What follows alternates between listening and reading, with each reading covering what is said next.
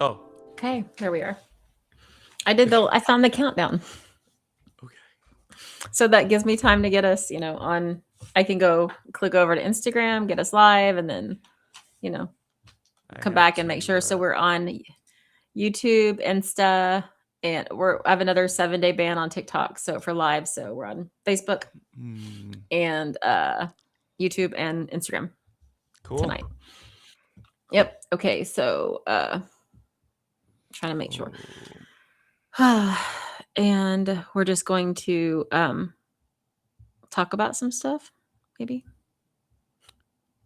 sure. Anybody? Is I have there a little anybody bit of a on? list. Oh, you have a little bit of a list. Um, I want to I have hear a little it bit of a list. because All right. So I wait. haven't been following the Board of Peace because I think it's a board of piece of shit. Well, no, that's the whole point. Is it's like a blackmail and extortion thing, for a pay to play that gives Trump unlimited, unchecked power. That's why it's worthy of the discussion. But it gets even more. And unfortunately, those papers are downstairs when you look at who's on the board behind it. So let's start there. And actually, I And do have some and slides I can pull up. So I heard after he signed, the thing that nobody went to in Davos. I heard no, it's not even a real board right now. well, none of our allies signed it, but a lot of our historic non-allies have signed it, that's the whole point of No, why I meant they signed it, but there's been no there's no infrastructure. It was just a ceremonial extortion ring. it is. It's extortion and it's money laundering, but also it's the people that are just so interesting when you look at, and then it's the board behind it. So let's start, because I do think it's another way that he is taking power that doesn't belong to him, but instead of it just being him going around the United States Constitution, this is global, and that's the thing that I think merits the conversation. So we won't spend necessarily a lot of time here, But but it's I do global, but want it's to actually sanctioned by the UN. to an extent, but a lot of our allies have refused to join because it is a violation, because he's seeing it. He's This initially started, as like I have something to share. Amazing, I get it on my screen to do it. Technology and I are just we're always trying to learn how to love each other. Technology and I, and we don't always do the best job of doing that. And so I'm really working on technology and me learning to be friends. So I'll share this one first. I think you can see it, maybe. Unfortunately, you can see the other window too. But France, one of our longest allies, it's like 1776, said this is very, very far from the Charter of the United Nations. And they raised questions about the expanded authority and compatibility within the UN frameworks. And I'm just going to read the others. That took way too much work to do it. But the thing is that the countries that we have the longest history with are saying not just no, but fuck no. But I did this research and discovered who signed up is actually scarier in a way than who's not signing up. So who hasn't signed up? France has refused. And again, they're a NATO founding member, permanent member for the UN Security Council, and they're one of our oldest allies. Germany refused, saying Germany cannot sign this based on a constitutional grounds. And Germany and our relations go back. They've been a NATO member since 1955. They host a major U.S. military presence. They are a central partner in the European security. So they have a lot of connections to us. Italy refused, saying some of these elements are incompatible with our constitution. We can't do this without parliamentary presidential authority. But Italy also is a NATO founding member, hosts a lot of key U.S. and NATO bases, and they're a Mediterranean security partner. Greece refused, saying this proposal goes way beyond the UN Security Council mandate, cites concerns over authority beyond international structure. Greece refused, saying that I'm sorry, this is Greece, that our relationship with them goes back to 1952. They hold U.S. military facilities. Norway refused, saying that this American proposal raises a number of questions requiring further dialogue. We go back to Norway, to they were a founding member of NATO. Slovenia said the committee's mandate is too broad and could undermine international order. I mean, if you're going to read all these countries, you need to read them in the accents that they're from, I think. I'm not capable of doing that. But so Sweden said no. No. New Zealand, no. UK said this legal treaty raises much broader issues. We will not join. We will not join you. You are a mess.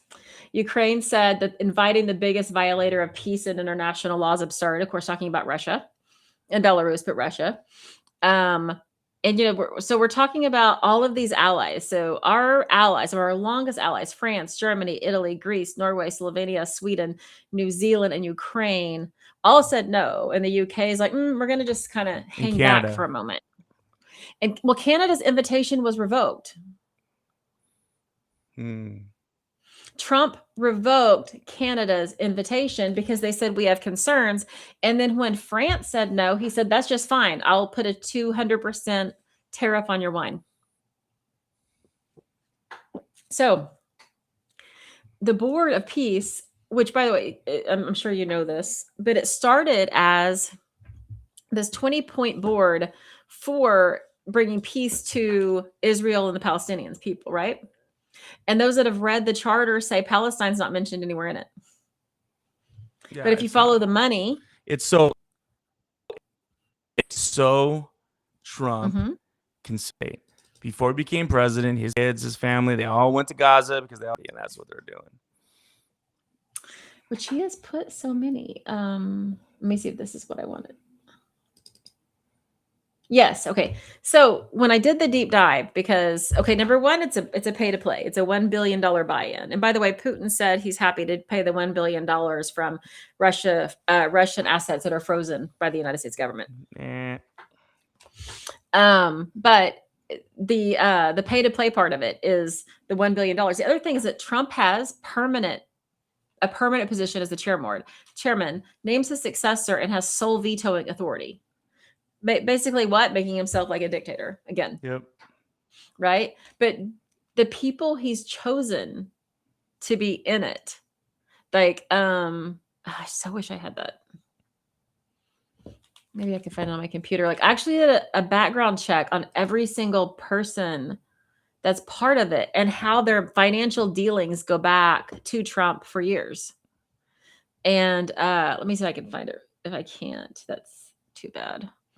But like, no one here, every single person that is on this is a business partner or a family member to Trump, except for maybe one. So it's every person that he's empowered to do this is literally just like a financial ally for money. Steve Witkoff is one of the. Let me see if I can find it on my phone. Yep, Steve Witkoff's one of them. Yep, and his son-in-law. Karen, his own son-in-law is part of it. I think that was part. I was like, what? Yeah, but no, his own son-in-law. Oh, I know where I could find it. I did save it on my phone.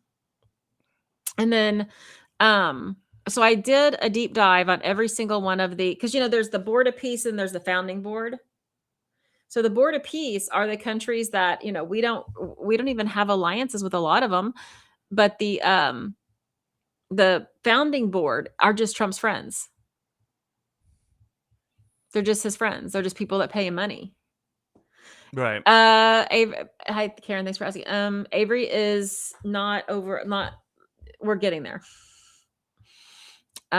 It's been a really difficult, really difficult few days, and there's still a lot of issues. But I do feel I'm comfortable enough to be here, so that says something. But okay. Oh, Karen. Yeah.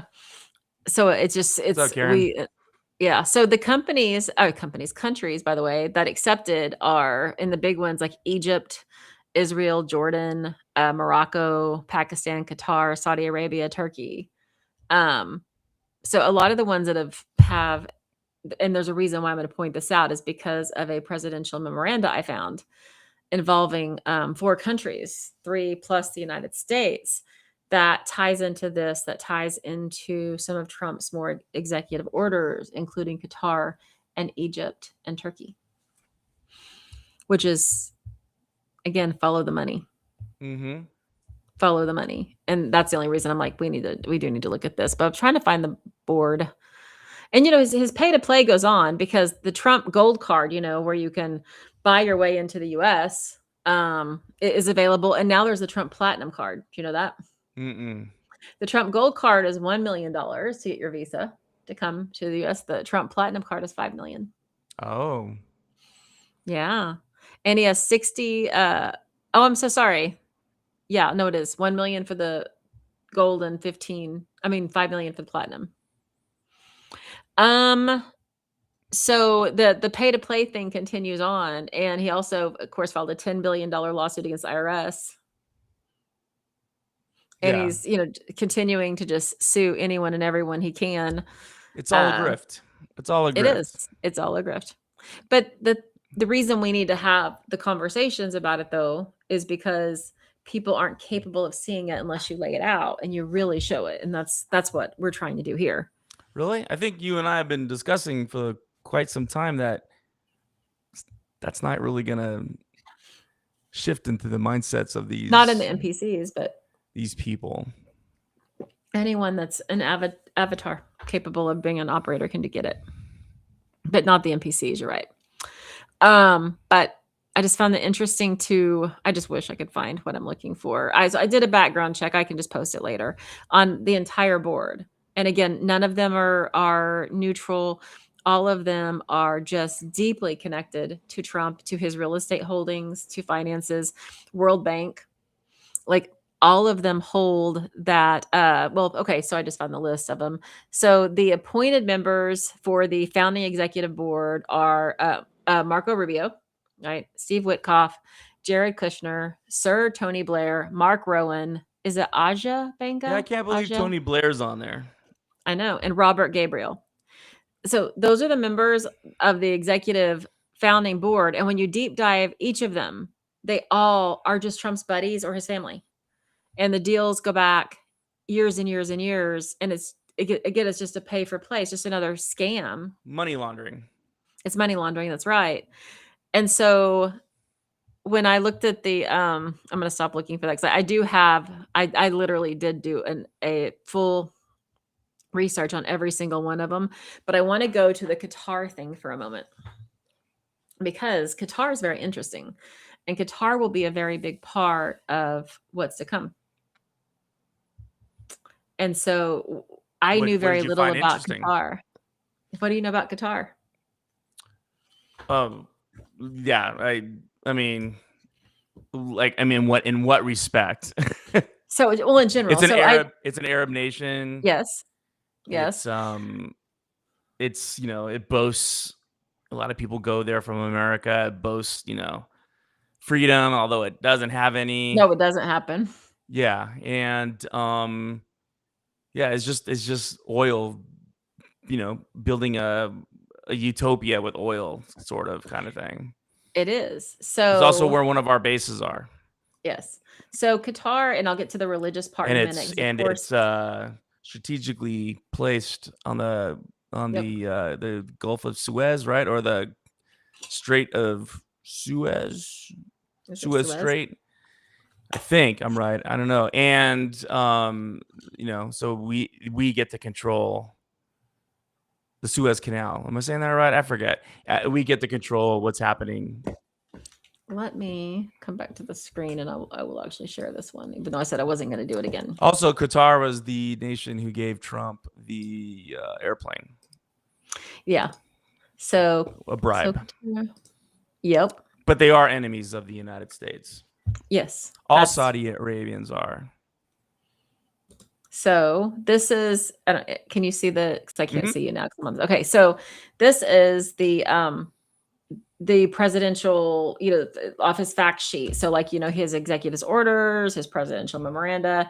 And so this one is making American manufacturing and innovation great again. And if you look, this is a $1.2 trillion commitment in Qatar. And so you're talking about the plane right here. It is the Boeing and the GE Aerospace secured a landmark order from Qatar Airways, a $96 billion agreement to acquire 210 American-made Boeings. Just skimming over this, it also talks about Qatar energy and advancing critical infrastructure with 7 projects worth 8.5 billion. But all So- of that, that's not. I mean, that's all smoke and mirrors. It's a farce. That write up. It's not even true. I'm not saying it's true. I'm saying it's a piece of the puzzle that he's playing. Well, Right. So well, what I mean is that all of that stuff is money laundering in a game, in a lie. no. What my point is, what you're reading there is not even truth. Yes. I'm aware. Okay. Trump said nothing Trump said is true, but Yeah. I'm putting puzzles together, right? Because this is what he's telling you Qatar is, okay? That's why. Okay. Got it. Yeah, this is what he's telling you. But it's Qatar it's a is. lie. Right. Okay. How do I stop sharing? Why can't I figure this out? It's okay. We're still looking at it. What do you want to say about it? I'm interested. Well, no, just okay. I wanted to go to the other page though now because the other page is the other puzzle piece, but I don't know how to stop. Can't sharing. you just switch in that? As you're in that Listen. window, you can just switch. Listen, I don't know how to do that. Someone said, "Hi, Patricia. Hi, Patricia. You said we had the Ascension event. Will you be talking about that as it impacts our maybe in a government?" minute. I gotta stay. I gotta stay focused on this. I can't go to Ascension right now. Give me a minute. I'm on a puzzle piece, and I know I'm slow, but listen, I thought they were connected. They are connected, but right now I'm doing this. Not trying to be bitchy. I'm saying that I don't see you being bitchy. So when you put up the screen and you go to share it, you can't change the screen. You can change the screen just by entering in another URL, right? Well, I know that, but I don't know what's open and what isn't on my computer, and I don't want to accidentally, Okay, this is what I wanted to share.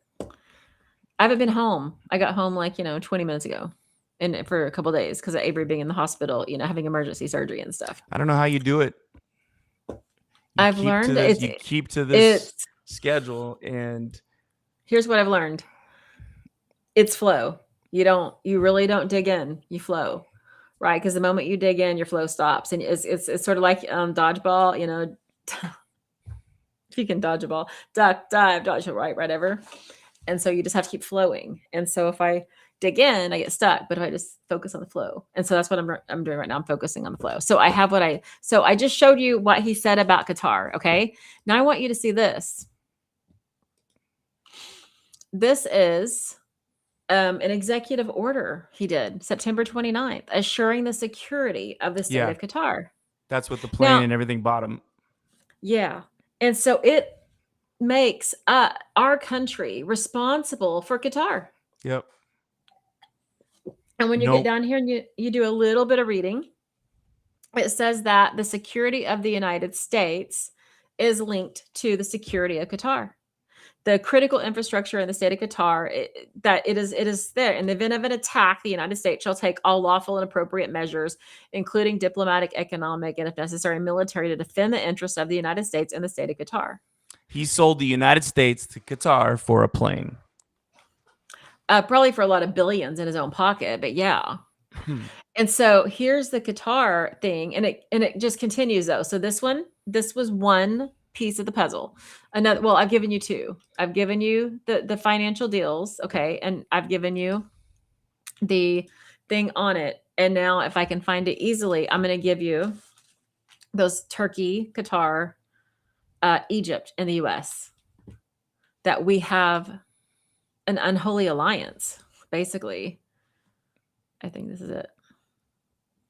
Yep, it is. All right. Hey, look, I found that pretty easily. I'm proud of me, especially, as little sleep as I have. Share screen.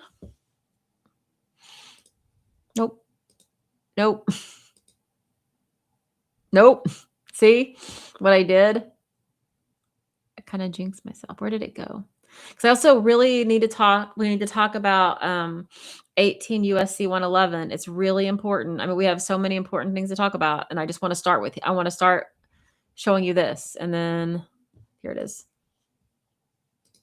Okay, so this isn't an executive order; it's a presidential memoranda. Okay, that executive order was the 29th of September, if I remember correctly, and this one is October 13th. This one look at this. So it forms this historic committee. Now remember, this is before his board of peace. Well, before he announced his board of peace in Davos, right?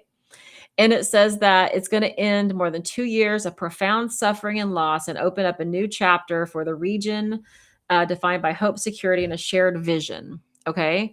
So it talks about, again, ending the war in Gaza and bringing lasting peace to the Middle East. But when we go down here to see who's part of this deal, look who signed it. There's only 4 members.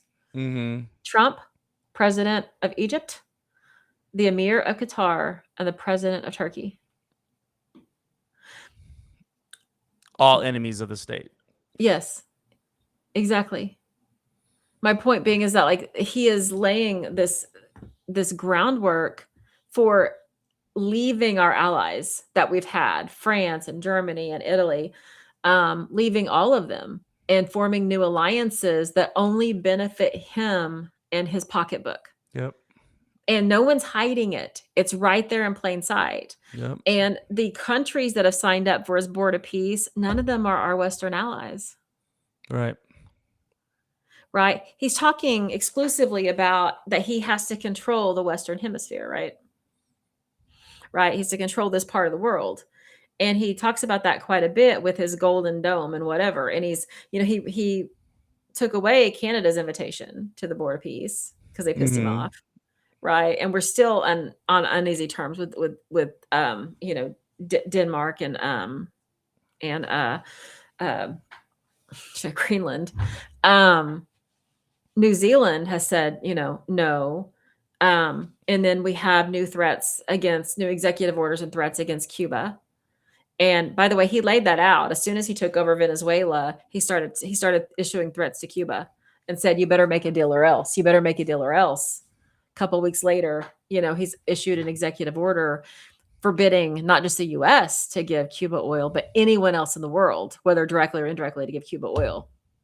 Like, we are watching this unfold, and this is one of the biggest extortion. It's like watching organized crime, mafia level unfold, and sanctioned by our Congress and by our American citizens and by our judicial system, because everybody wants, for some reason, Trump to be richer than what he is. Right. And he's got what, $6 billion now in his that we know about, of course, that we know about. So if we connect the pieces, and that's what I'm hoping people are doing, look at what the board of peace, who's signed up. First of all, who's the executive founding members? These are all people in his pocket. These are friends. These are people that he makes billions with. None of them are even on an international stage. None of them are diplomats. They're all just money people, right? Right. And then look at who signed up, and then start following to this foursome, with the United States, Egypt, Turkey, and Qatar. And then why are we signing allegiance to protect Qatar as if Qatar is vital to the safety of the United States? Well, more importantly, how is the felon doing all this when who's responsible for treaties in the Constitution? Right. Congress. Yeah. So this is all illegal, but yeah. But they're letting it happen.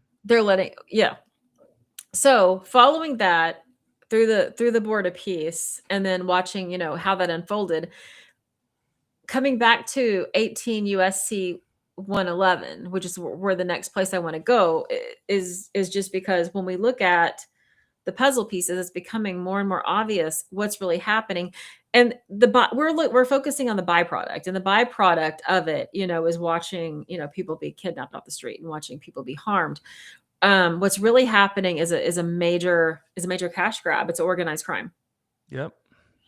I mean, what we're watching is someone who is protecting the elite and making them way more money by doing so.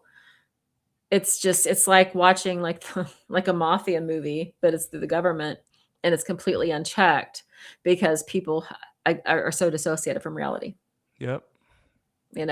So and you probably have things too, but before we go off my little and because none of us have stepped up to the plate to take care of it, it's just gonna go on. Oh, I don't know about that, but so there's a reason why Trump uses the words he uses, and this is the segue I want to use. He's now calling people that don't believe the weather is believing in the weather is a thing, but weather insurrectionists. He used that in one of his Truth Social. The weather insurrectionist, right? There's a reason why he's doing that. There's a reason why he's using words, and he's having Noam and Miller and these other people use specific words. Why? Because those words link back to his executive orders. And it's not by accident, but there's a reason why he's using the word insurrectionist, even to describe people that are unhappy about the weather. They're weather insurrectionists. There's a reason why he keeps using the words paid agitators at people protesting ICE. They're paid agitators. There's a reason why. One of the examples he used was that when Renee Good was killed, he said the woman that kept yelling shame, shame, shame, right? He said that's not a normal response. Well, first of all, I think it's a very normal response. Right. But secondly, he kept saying she was a paid agitator. Well, the reason he's planting those seeds in his fandom that are totally separated from reality is because that links back to a couple of things that are really important. And one is the executive orders that he's doing. He declared Antifa a terrorist organization. Which Antifa again is what? Dun, dun, dun. Doesn't exist. Doesn't exist, but what's the purpose of anyone that would be anti-fascist? Right, exactly. He called it that. But have you ever read, by any chance, the U.S. Code 18 USC 111? I don't even know. I mean, I wouldn't know by name by that. I might have. Let's talk about it. Okay. Let me find it because it's really interesting, and it's what's next. So, like when we talk about what's next, let's talk about what's next. All right, let me share my screen. Even though I said I wasn't gonna do this, I'm doing it. It's working. I'm figuring it out, screen by screen. Okay, Alexa, turn off your notifications. I don't need to know that. Ooh. I see you're opted into weather alerts. Oh my God, Alexa, hush. See, the problem is she's normally muted, and I only use her for one reason. There she is. Now she can't participate in my life. All right. Okay, how did I share screen? I did it a minute ago. Okay. Screen share. Here we go. Okay, here we go. This is really like for those of you that are listening or will watch this later. Because by the way, Chris, we are averaging about 500 people, sometimes as much as 1,000 that will watch this by the next week. Mm-hmm. So if people aren't catching it live, they're watching or at least parts of it. This is 18 USC 111, and this is really important. And I hate to just read it. Yeah, I know about this one. Yeah. Yeah, because it says that, anyone who assaults, resists, or impedes certain officers or employees, specifically federal ones, can be charged with a federal crime. And so when you dive in here, because details matter. And so anyone who forcibly assaults, okay, and if anyone who doesn't know this, but, assault doesn't necessarily mean you're hitting someone. Right? The definition of assault, and there's a reason why Kristi Noem is using the words that she's using. It means that you were in fear for your life. That's all it is. A reasonable person would be afraid. That's enough to meet the legal criteria for assault. Mm. So, a battery is actual hitting someone. But in this case, assault is just that. It's the threat. It's the fear. And that's why anytime that, the individuals that murdered Renee Good or the individuals that murdered Alex Petty, why they kept saying that thing. They were afraid for their lives. They're afraid for their lives. This is why. Is because USC, 18 USC 111 comes into play if you are afraid for your life. Well, I lost the screen it was on. So I don't know. I hear what you're saying, because you're saying that they're warping the definition, Yep. right? Because the actual definition of assaulting is actually making contact. No, making it's actually contact. No, that's the definition. Nope. I just not read in this the timeline. definition. Legal definition of assault. Look it up. Legal definition of assault. Legal definition. Threat. Doesn't have to be An doesn't have to intentional touch you. act or threat that makes someone Threat. reasonably fear imminent harmful or offensive contact, even without actual physical touching. Okay. Yeah, threat. So it's the threat. So battery is where they touch you, right? So that's why it's usually assault and battery, Right. right? But assault is just the threat of, right? And they have defined the threat assault as, and this is why Noam keeps saying it, the officer was afraid for his life. He was afraid for the nearby people. Because if you establish the precedent of assault is they were afraid, you have given yourself a blank check. But keep looking because But what about the other assault, people that fear were in fear too well, of no, ICE? yeah, I'm on our side. I'm telling you what they're doing. No, I understand, but I mean to her thing, to her what she's They're saying. idiots, but I mean, this is why they're using the words they're using, though. Okay. So assault is just that they were afraid. They were afraid of for their lives, or they're afraid of someone, around them. Okay. That's Right. why they keep saying that. That's why again, you're going to hear them say certain words, insurrectionists, Right. afraid for their lives, because they're using this code. And I'm going to show you why. But the other one is resists. Okay. This can be if you show up at a protest, you are resisting or opposing. Do you know how broad those terms are? If you're going to start arresting people under a federal law, this says if you oppose ICE, you can now be arrested under this code. Yep. Right? Impedes. This is anyone that slows things down, gets in the way, intimidates, or interferes. So the reason they're using the words that they're using, he was afraid for his life, or these are insurrectionists, or they're paid agitators, is because they're going to start, they're doing it, but they're going to really start arresting anyone who opposes ICE and Trump under this 18 USC 111. Mm-hmm. And so by doing that, they're setting a precedent that anyone who opposes them can be thrown in jail. And they're doing it, by the way, which is why I'm bringing it up, is because they arrested a bunch of people under this code. Like normal people, like everyday people, Right. like moms and dads and grandmas and grandpas, and even like younger 18-year-olds. And the charge is violating 18 USC 111. So if you look at this and you look at how loosely they are interpreting this, you see where they're twisting the laws. So they're also saying, because even though DOJ documents and things say a car isn't necessarily a deadly weapon unless it's doing it, they're trying to change it to, again, if assault is I'm just afraid, and a protest, if you oppose something, you've just opened up that if somebody doesn't like you, you can throw them in jail. And it works both ways. Well, it will, but right now it's only working for them. So, but this is why Trump is using the words he's using, and I'm showing you this because they're arresting all these people for this and this alone, which means if you show up and you say I oppose ICE, this is how they're arresting you.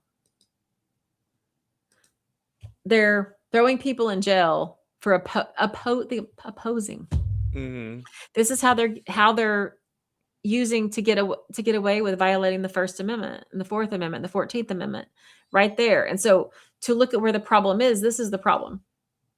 I mean, I'm talking about, bigger picture legal framework is they're charging people under this and then, using a very loose interpretation of 18 USC 111. And some of the people they've arrested, by the way, I can show you that too, but just like these were not threats, but it was fear, right? This was all about fear. Mm-hmm. Piper, you coming in? Oh, I thought I heard her coming in. Hold so on. we by underneath those rules, we can do a class action lawsuit on ICE saying that they're a threat to us. Yeah, well, they're a threat to everybody. But the whole reason you keep hearing, as you and I, this podcast, our time together is about creating a signal, right? That's the whole point of this, is to create a signal. Our signaling that we are releasing right now is showing people where the problem is, right? In not just saying, it's one thing to say, well, ICE is wrong and what they're doing is wrong, and it is. But it's another thing to actually show where the manipulation in our system is coming from. and it's coming, our Constitution and our Bill of Rights, by extension, these rights have always been upheld, and they're not. And so many people are asleep; they're not paying attention to what's happening, and they're not going to until it's too late. For some, now I believe we win. But I'm just saying that how many more people have to? But if you can show they're abusing this, what my intuition says is that by doing this, by putting this signal out week after week, we are creating ripples in the field. And that's Awesome. what I'm just going to continue to believe, because that is what Spirit is saying. And that's what I believe we're doing.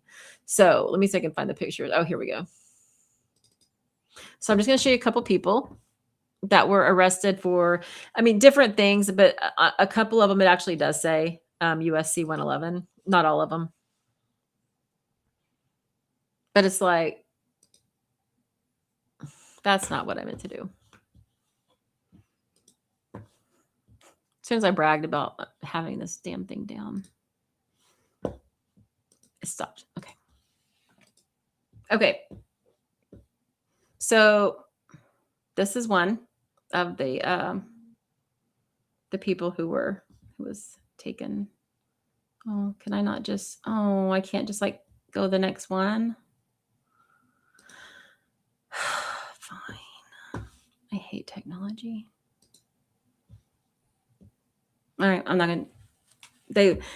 On social media, they released a bunch of pictures just like that. And underneath it says charged with violation of 18 USC 111, which again can be simplified to I oppose ICE. I Wow. oppose them. And so that is what's happening in Minnesota is the testing ground for this. It's the place where they're going to run it through first to see what happens and what we do. And then you still have, the NPCs and the and we're avatars giving and them a rounding green light to do so.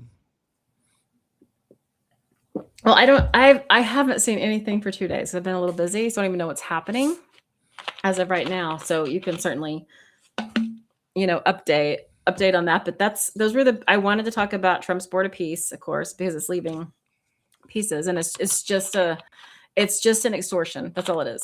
It's just extortion. It's just him using his friends to take money from a lot of people. But also the founding board are just his buddies. The whole point of the Board of Peace, none of our Western allies or our major Western allies are not part of it. But he's making deals. Oh, Qatar, that was the other thing. Hold on. He's making deals with countries that historically we're not in alliance with and that have fundamental difference in us. And Qatar was the one, it was the religion I wanted to point out in Qatar, which is really bizarre that we formed this deal because I'm pretty sure they are, I know they are an Islamic country, but I'm pretty sure that they're literally like hardcore Sharia law. Okay, so this is November 1st of 2024. So I'm going to say that this could change just slightly, but I'm looking at it and it says that it is illegal to register any kind of humanist, atheist, secularist, or non-religious, non-government or human rights organization. And they're persecuted by authorities in Qatar. So also apostasy or conversion from of a specific religion is outlawed and punishable by death. It is illegal to advocate secularism or church-state separation in Qatar. Blasphemy is outlawed, and criticism of religion, which is de facto blasphemy, is restricted and punishable by prison. The dominant influence of religion in public life undermines any right to equality or non-discrimination. Systemic religious privileges result in significant social discrimination. Prohibitive interreligious social control, which means interreligious marriage bans. Religious control over family laws and legislation. So almost all schools, even state-funded schools, are religious in foundation. They have established religion, established church. Their constitution, does all of this, and I believe it's Sharia. Let me double check that, okay? But there's no protection There's legal, cultural, institutional-wide discrimination against women, girls, LGBTQ plus people, non-Qatari nationals. Yes, Qatar is under Sharia law. Yeah. So Trump formed signed an agreement with them that their national security was our national security. With a country that is opposite of everything, the United States. And then he also formed that additional four thing with Egypt, Turkey, Qatar, in the US. But if we're getting down to like what the problem is and where these things, you could say it's everything that you're saying, but it really is the American people, these maggots, and the institutions that are supposed to protect us from this very thing. They've all failed. Mm-hmm. They're failing for sure. But the political scientist in me, one of my things is patterns, right? The patterns here, no one's attempting to hide them from you. Well, yeah, because like the maggots that voted for him gave him the green light, as well as the Supreme Court and as well as our impotent Congress. Go ahead, do it. You could do it. You could do all this stuff as long as you're transparent about it. That's what Congress was saying. He's being transparent about it so he can do as many crimes as he wants. Right. That's what they're saying. Yeah. So, that this is the new normal, unfortunately, and it's bullshit. The patterns are escalating. I mean, I don't know. I feel like we're really close to a fulcrum point here. Well, okay, wait. So are you saying this means something? Like you're saying that the pattern is increasing, so it means yes. That's is exactly what I'm saying. Is whenever we take. That's why I'm showing you the patterns. Is because once the patterns become obvious, it loses its power. There's all this. If we step into the spiritual side or the quantum side, what we know is that over and over again, once something is fully exposed, it disappears, right? It's like emerging patterns grow, established patterns decay, just like that. And so that's why there's always an occult part to things, is because you have to keep patterns in an emerging state in order to keep them growing, because once everything is out and it's hit its limit, the only choice then is growth or decay, because there's really not a homeostasis. Truly, energy only goes up or down. We're either expanding and growing, or we're contracting in, like coherence. Let me ask you something on that note. But this is the second time around with this jackass. So we already the patterns have always been there. They've always been growing. So I need some hope here in what you're saying. But the patterns weren't as first time around. Okay. It was there, but it wasn't as pronounced. And it was not nearly, the patterning was not nearly as obvious as it is now. It was, because I remember having these conversations back in 2016. And in a way, like right now, I'm too tired to do anything, but like there's a part of me that wants to be like, see, people, I fucking told you. Like everybody, like let's talk about Pizzagate for a moment, okay? Because everybody got so hung up on Pizzagate, and it's like, it was always the fucking Epstein shit, people. It was always, right? And so it's so fascinating to try to be the observer for some of this. And like a lot of us in 2014, 2015, 2016, were I started having the human trafficking dreams intuitively in 14. Very, very, very vivid dreams of elaborate human trafficking setups, right? And then we had, WikiLeaks, and we had Pizzagate, and it's like the same thing happened though. It's like the same thing happened. It just flipped a little bit.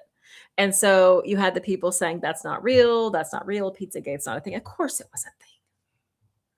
It was always this. The patterns were there. They just weren't obvious enough to take it to the fulcrum point, right?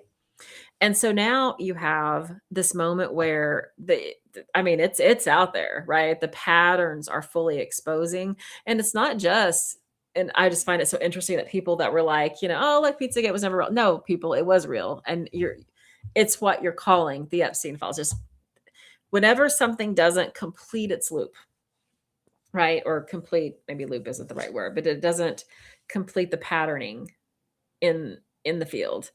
The patterns will emerge again, but this time maybe you have to call it something else. So Pizzagate is now the Epstein files, and the fallacies in it, because I know people that were like, but what about Clinton, or what? Listen, people, get rid of them all. That's why I'm libertarian, because we have to get rid of all of them and start over, get a better government and get money out of politics.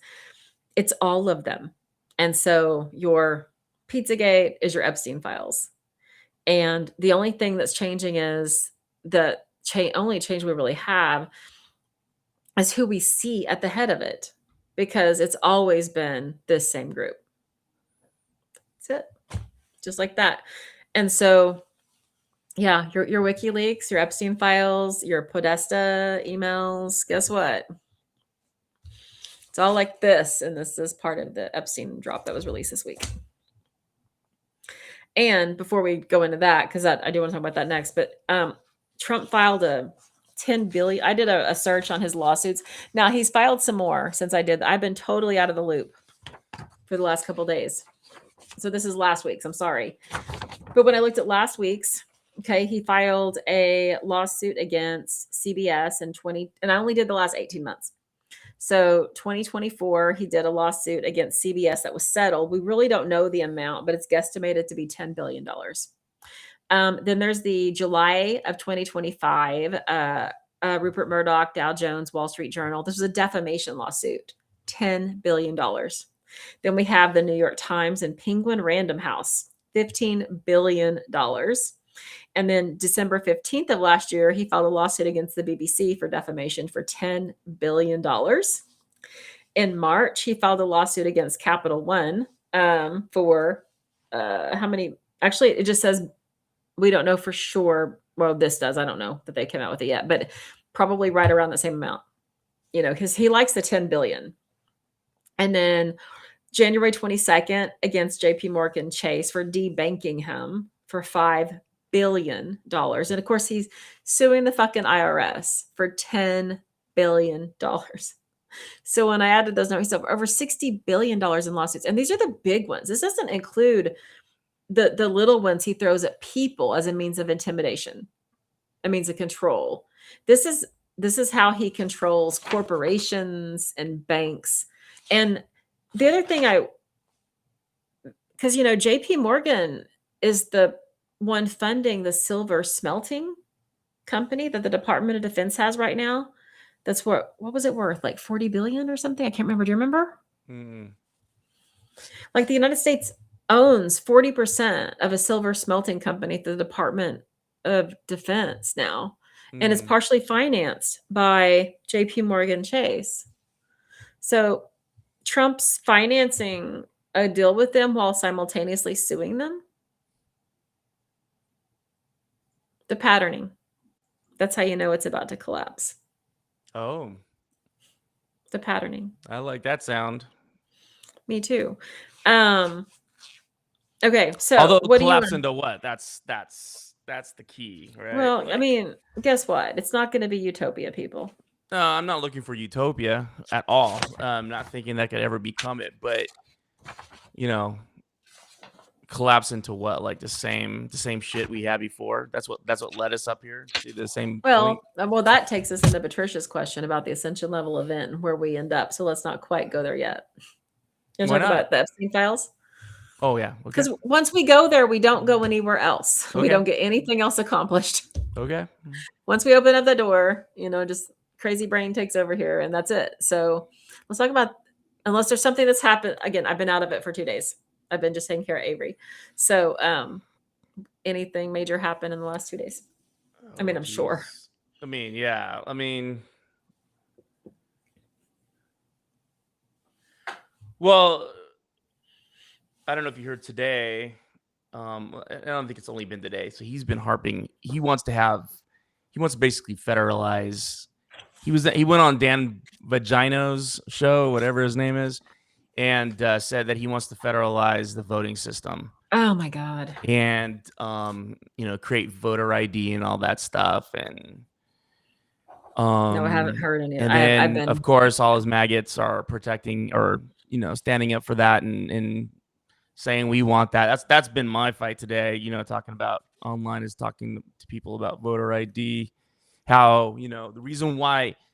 What's funny about this whole what I find interesting is that I just heard Mike Johnson talk about well, we can't give everyone due process. Can you imagine if we gave everyone to those people due process when we just know that they're illegal and stuff like that? That would take time. And I was thinking to myself, fucking idiot. Yeah. Why do you think that all presidents didn't tackle this? Because of that problem. But you just don't throw out the Constitution because of it. So, but the maggots, that's what they like. And they support that. They cheer them on. And now it's all about voter ID and nationalizing. I don't know. I can see Americans letting that happen too. I can see him taking and Americans just sitting around going, okay, we'll just nationalize it because we're afraid. We don't want to stand up for the people that actually fought for this country to make it good. We're gonna capitulate to this simp that wears diapers. But voter ID, it's been tried. Doesn't work. It causes more problems than what it is, and it doesn't solve the issue. Right. So that's why people don't do it. But these guys, these maggots, they have no sense of history or anything. They're worthless beings. And but that's what they want. They'll probably get it. History's for suckers. Right? Yeah, we're not even talking about we're talking about history in the 20th century. We're not even talking about past history. Yeah. So that's kind of what's been happening. Let me see too. Let me look. Because I do want to get to Epstein, but I wanted to see. I want to hear about Epstein. I have lots of thoughts about Epstein. He's suing Trevor Noah, or it might be Trevor Noah. I just saw that. That was the one that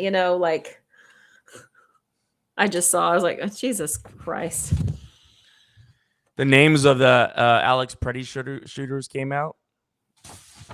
And I did hear his death was ruled a homicide. Oh, nice. Yeah. One of those shocking things is that our own, maybe, but the US government is literally releasing AI videos trying to create alternate histories. Yep. There's a guy named Walter Masterson that I follow. And he went into Tom Suozzi, was supposed to be a friend. I think he's a Democrat. In the New York district. He actually, he's a Democrat in the New York district. He signed the what do you call it? The bill for the shutdown to fund ICE. And he's been a stand-up guy saying, I don't want, the reasoning why he said he did do it is because it was funding FEMA, but we all know it's bullshit. So Tom Suozzi, Walter Masterson is a content creator, and he went to a place where Tom Suozzi was given a town hall and basically stood up and counted the names of the people that were killed by ICE. So the Trump people are indicting this content creator for doing that under the same, they call it the FACE Act, which is the same act that they are getting Don Lemon for going in, threatening churches and stuff like that. Yeah. Anyway, my whole point for all of that was to get to the thing of that he said he's waiting for ICE to come, or for the government to come through the door and take him at any moment, he said. And basically he said, our government's a bunch of content creators. So all they want to do, they're going to do what they're going to do just so they can put it online and use it as content. So they'll break the law and then they'll release people the next day because they have nothing to do with them. But the fact of the matter is they're going to get the content so they can see we got somebody. And all their maggot sheep will just go, yay, and get a box of tissue and rub one out because of it. and it's just we're just in a silliness, and we're just putting up with it.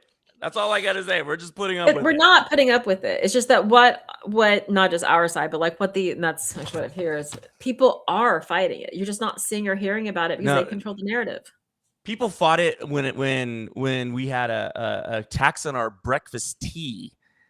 People were fighting it. People aren't fighting it now. People are hoping that the Democrats are going to save us. I don't know that that's true, but I certainly understand your frustration. There's nobody out there, no militants out there doing some good. What do you think's happening in Minnesota? I think people are standing up. Yeah, I agree. I agree Yeah, on that note. I won't put that down. They are standing up for themselves, and they're getting their of all things, Minnesota too. Minnesota, right? Like, well, that's what happened when Trump called in the world their governor the R word.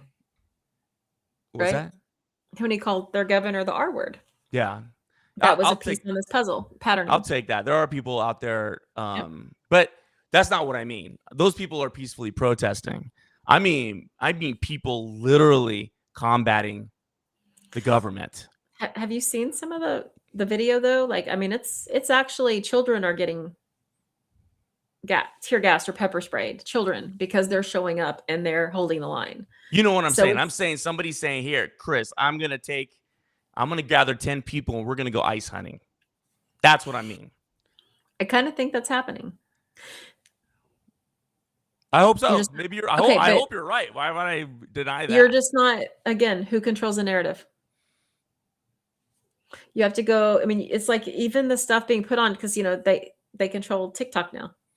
Well, I'm hardly on TikTok anymore. I watch certain people. His name is the Jolly Ginger. Do you watch him? Yeah, I watch him. Yeah. So there are veterans that are out there, trying to get the word out, and they have not said anything about it. And maybe they won't because they're trying to protect people. But I hope I'm wrong. I hope there are people out there. I do believe there are, but I also believe that they're getting shut down. Their accounts are getting deleted with millions of followers. They're just getting done. Oh, on TikTok, I got my account taken down again after a week. Karen says he was so rude to CNN reporters, saying that she's so pretty, but she never smiles and she's a terrible reporter. Why don't people say anything? She defended herself, but no one else did. The whole room was silent. I happen to believe, talk about patterns, that this presidency was given to him by our media, because having Trump as a president is a news media boon. Although I would have thought having him cry not be a president would be even a bigger boon. But this has all been orchestrated, and we're the rubes. Well, I'm just going to refer people to the last few lives I've done about the ascension level event and the simulation of the matrix and, entropy, coherence, friction, and that, because that explains that better than, what I can, because I do believe it is about creating enough. I don't know what's wrong with Alexa. Why she keeps talking, by the way. But she's muted, so she can't hear me, but I can hear her. I think because I was gone for a couple of days, Piper turned on everything for security reasons because, she was the one left in charge. That's so terrifying. She did so good, though. She is just like, for those Piper fans out there, we just got her FAFSA and everything done. She's going to go to cosmetology school.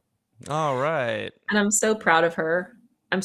She took the initiative and apply and didn't fully apply, made her appointment and talked to them and signed up for financial aid. And oh my God, so good. I love her so much. Okay. But Karen's right. I mean, these women, they just and the men too. Where are the men, the gentlemen that are supposed to stand up, that their colleagues being called these horrible things? First of all, you do know that's a controlled room. The first thing he did was he kicked everybody Yay, Piper. out. Yay. But the first thing he did is he kicked everyone out. So but where's the outcry? It's everywhere. It's us. It's everywhere. You're just forgetting who controls the media for a moment. Maybe. And Tiffany, hey, Piper wants to talk to you. I told her you'd talk to her about it. Okay. So you're just forgetting who controls the media for a moment, because you're not, first, Democrat, Republican, CNN, Fox, go up. It's the same money. Yep. You're not going to see it there, right? And now that they've got TikTok, you're going to have to look harder to see that it's happening, but I promise you it's happening. And so it's everywhere. You know, I mean, I don't know what to tell you guys, except I see it everywhere. And I don't mean psychically, but also I'm looking for it. I'm looking for the breaks in it. I'm looking for where the structure is cracking, and everywhere I look, I'm seeing it, you know. Oh, I But here's, agree with you on that. I was thinking that yeah. yesterday as well. Like, I'm sorry, I totally interrupted you. I was Okay. just jumping on and I being like it happy when you get about it. happy about something. Yeah, I agree with you on that because you know, I always go back to, and I forgot who said it. Somebody, some writer, some author, some whatever was talking about how fascism is brittle and it cracks really easy. And yeah, I'm beginning to see those cracks too. Yeah. You just, you know, I just got the, in fact, I just ordered because I actually didn't have it. Well, I had it in Oklahoma, but 1984, you know, it was like the party's last stand was to get you to not believe what you were seeing with your eyes, right? And I'm misquoting that. But they control, and this is going to the ascension of thing that I, you know, am hitting. They control the media. So if you control the media, go back to Edward Bernays. I've taught this 1,000 times. Edward Bernays, propaganda. Richard Brody, virus of the mind. He's too saucy. Yeah.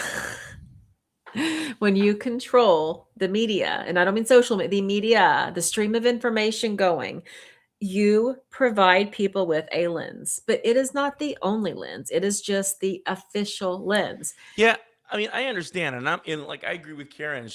I'm saying regular people say something like friends, family, etc. No one says anything, and I'm feeling that too. That's exactly what I'm saying. I mean, on top Where of are it, you like, guys looking? Because I mean, Trevor, no, all these people pissing Trump off every single day that he's going after. Why do you think he's going after them? You're seeing the going after, but you're not seeing the people saying the thing to get him to go after them.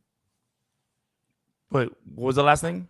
I'm not seeing the people that, like the people that Trump is going, every time you see him attack someone, it's because somebody outed it. right? Right? So Trevor Noah, I don't even know what was said, but whatever he said, it pissed him off to the point that he's now suing him, right? Oh, she's talking about regular people. Hold on, Right. I'll go there too. But every time you see him file a lawsuit or threaten somebody, just go to his Truth Social. Jesus Christ. There are people, there's so many people speaking out that man is sundowning every night on Truth Social, just attacking people left and right. You know, so every time you see him sundowning on Truth I Social. love that word. I don't know why. It's funny. What, sundowning? It's just a funny word. Oh yeah. Well, it's what happens with dementia. You know, something happens in their little brains, and Karen could probably say it, but they go wild at night. And that's why we wake up sometimes to 300 Truth Social posts from that mofo. Because that's what he does. He sundowns and he just, you know, attacks. And one day he loves this person, the next day they're a traitor. They're an insurrectionist. There's a reason why he's choosing the words, people. And so, but the normal people, okay, she said, I'm saying regular people say nothing, like friends and family. No one says anything. Okay. I'm going to have to break this into two parts. Because we're afraid. That is a big one. People are afraid. Because in the patterns that exist, you can lose your job very easily right now. Yeah, and that's I want to bring up something that, because there was a great book called On Tyranny. It was written during the first I actually have it somewhere. On the first Trump regime. And to Karen's point, that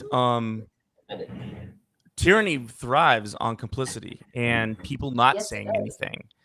So that's why it's important to say something. Yep. So I agree with Karen. And the problem is that people are too afraid of losing their job or whatever, whatnot. And what sucks about that is what is you saying something have to do with your fucking job, man? If I ever got fired because I said something on my own time, they have a lawsuit. But if people are scared, like, to do anything, to face those lawsuits, to face, you know, their neighbor who might be a Trumper, I don't want to live in a world with these maggots. So I'm saying something, and no job is worth keeping. You know, if they're gonna like support or even side with a maggot. I don't know. I thought I could just turn around and find that book. Actually, it was Pinky that had me order it months ago, by the way. It's a great book, and it's really if you haven't read On Tyranny. On Tyranny, yes, she had me order it.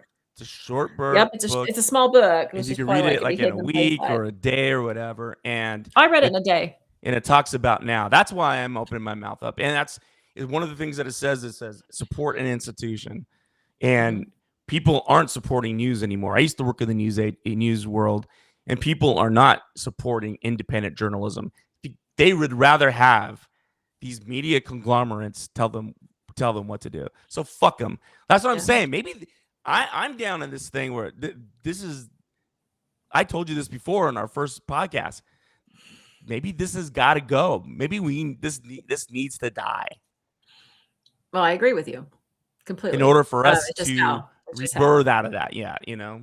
Yeah. Well, and that's the ascension part, and I still don't really want to go there. Yeah, let's go. See, we keep on like I know because it's where it is. It's where the answers are. It's where we really need to be. But once we go there, we discuss nothing else. So Karen says the brain doesn't know day and night. Their brain gets mixed up.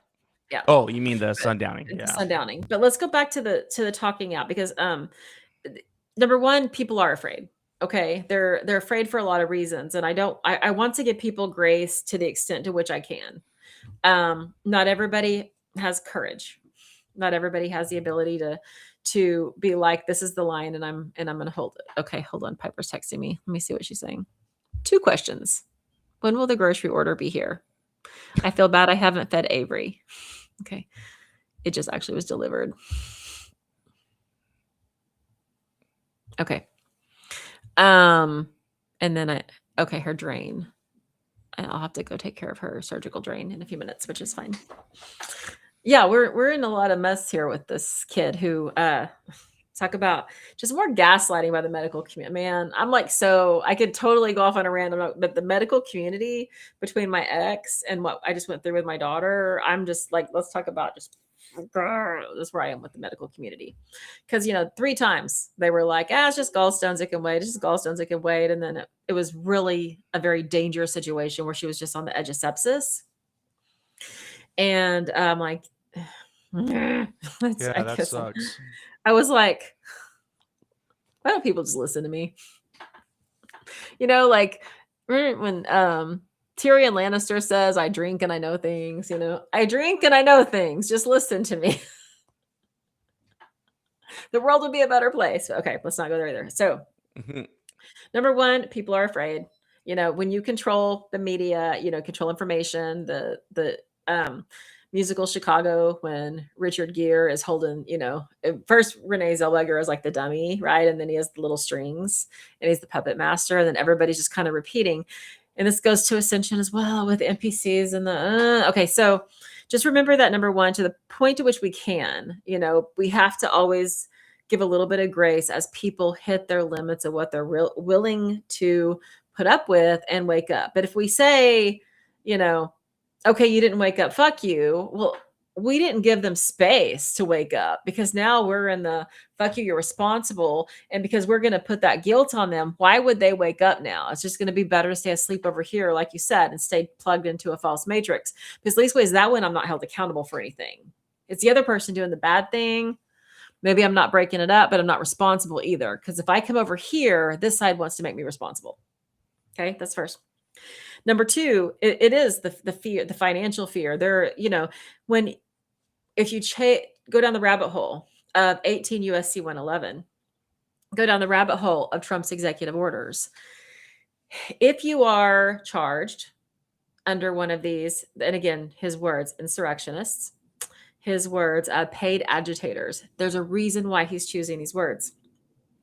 That connects to USC 111. It also allows them to pursue RICO charges against you. It allows them to have the IRS go after you. It allows them to, if you make money, say you donate money to a restaurant that feeds people who are protesting, they can actually charge you with money laundering and RICO under the RICO statutes now. But on the flip side, okay, so I get it. Like, so people are afraid to even just get arrested. But on the flip side of that, if you've been reading, no cases have been won because juries will not convict. Juries will not convict Americans who are fighting against these people. But is it about juries convicting, or is it about the fear that stops people from waking up? You're right. That's the fear. It's the fear. Yeah, it's the fear. And so now you have the threat of, your money, your job, they freeze your bank account. I mean, look what happened when, your TikToks get taken down, right? And I went through not even close in a similar way, but that other job I have that I'm not going to say, that involves intuition and bringing messages down from a specific place, that's forbidden by the federal banking system. If you do that, they take every account you have. What's forbidden? In theory, if someone were to be a medium or do tarot card readings or palm readings or fortune telling, right? That is a violation of the federal banking system. And if they find out, they will freeze every account you have. You cannot have a bank account. You cannot have a Venmo or a PayPal or a Cash App. Do you know that? Well, I'll tell you, no, I did not know that. Sounds wacky. I will say this. I've been to jail twice. And you know what? It's no biggie. And it's a piece of cake. And I've had my all my assets frozen by the IRS because I refused to pay my taxes when George Bush Jr. was in office. They froze my accounts. Yeah, I cried when they called because they froze all my accounts and I never even expected it. But after that, I was fine. I'm ready not to pay my taxes again. Fucking freeze my accounts. Like, yes, there's repercussions.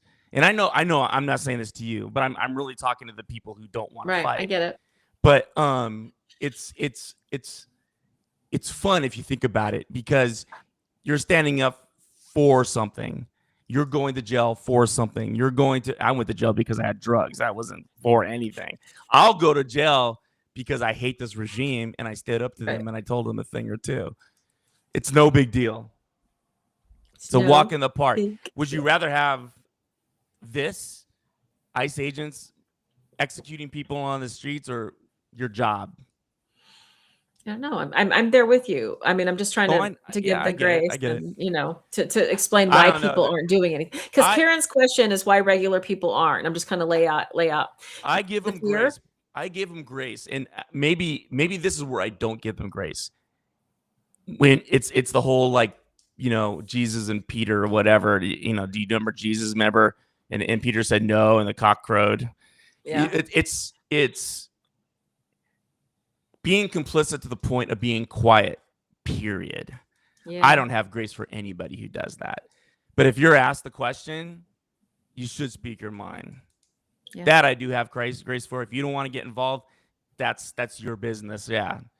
Yeah. But being complicit is not, they don't deserve grace. Right. Well, but I don't know. Actually, we all deserve grace. Period. We all have a reticular activating system, and we all have our frequencies, which again takes us in the Ascension Cup talk. I see it everywhere. My entire social media, with the exception of maybe 5 people, are posting incessantly, nonstop, which takes us into signaling, which is again the Ascension talk. So I'm seeing it everywhere. Here we go again. I know. Let's go on to a little bit so we can get to that. Because me personally, I can't think of a place I'm not seeing it. That's what I'm talking about, the patterning. So, if you're not, remember I'm seeing it online. I'm not seeing it. I'm not seeing it on the streets. I'm not seeing it within my circles. I am. That's good. And I'm from Oklahoma, so, but even I'm seeing people in Oklahoma. I know lifelong Republicans right now, and even people that voted for Trump that are done and walking away. That is always good to hear. You're always going to have some, and we're going to have the Ascension talk in a minute because fuck. But the patterning on this has just almost reached its completion. So, okay. I hope so. Regarding, I did have a list of just some of the things, just to put it out there in our own signaling that we're doing.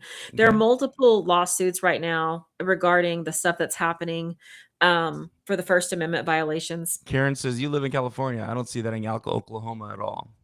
My Facebook is 90% Oklahoma. My Facebook is 90% Oklahoma.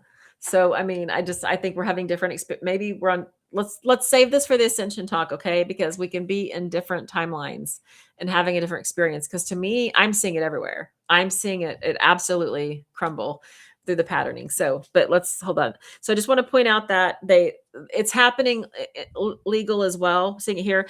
Well, although the Second Amendment isn't seeing it, well, I think that's kind of the point. I have different followers, meaning hold on, we'll come back to that. Because once I go there, I'm not going to go off that topic. Now, what we are going to start seeing though is the NRA is going to become a major player in this, whether it's public or not, because what they're trying to say now is that you can't take a gun to a protest, that you're up to no good because you're a paid agitator or professional agitator. Remember, those words have meaning in Trump's executive orders. So that's why they're pushing that. However, the NRA, which has always had a huge backing towards the Republican and the right, is being, hold the fuck up. Right. So it's going to take big money to counter big money. And right now, big religion, along with big tech, some of the biggest money in the system. So we are going to see some action there as well. There are multiple cases going all the way to the Supreme Court for the Fourth Amendment. And then the Fifth Amendment, which is, due process, grand jury, double jeopardy, same thing. But the Eighth, which is the no cruel and unusual punishment, what I really find interesting is that people are starting to bring this up. Regarding the ICE concentration camps, basically, that is very torturous. The 10th Amendment has some right now, which limits federal powers, and we're starting to see more states. I can wait. I hope it doesn't happen, but if it happens, I'm going to be very interested to see what California's response is going to be if they try to do that here, what they're doing in Minnesota, because Trump has announced we're the next location. I don't know that California, I know the governor won't, but I don't think overall California is going to stand for that. Nope. I don't think so. 14th Amendment has multiple major challenges going on. Matter of fact, I saw a video the other day of an old gang member, calling on all gangs to protect citizens on the street. It's already happening. There's already collaborations between the different gangs to protect people. So that's what it's going to take. So like when our filters, our perspectives, so much is happening and people are organizing. The Black Panther Party's reemerging. A lot of the gangs have formed truces to combat their common enemy, even crossing international borders. And the tribes are really starting to stand up and take a really hard line, because a lot of tribal members are actually being held right now. And the government is trying to force them into treaties or cooperations, right? And to give them access to their land through force. And the tribes are like, not just no, but fuck no. It's it's like, it's happening. So That's there, cool. Now let's go to Epstein so we can move on to because once we start the Ascension talk. So the Epstein files were interesting, don't you think? It's Pizzagate, people. It just has a different name. When this pattern reemerged, it did not reemerge as WikiLeaks and Pizzagate, but it is the same people, the same players, the same information. This time it's just called the Epstein files.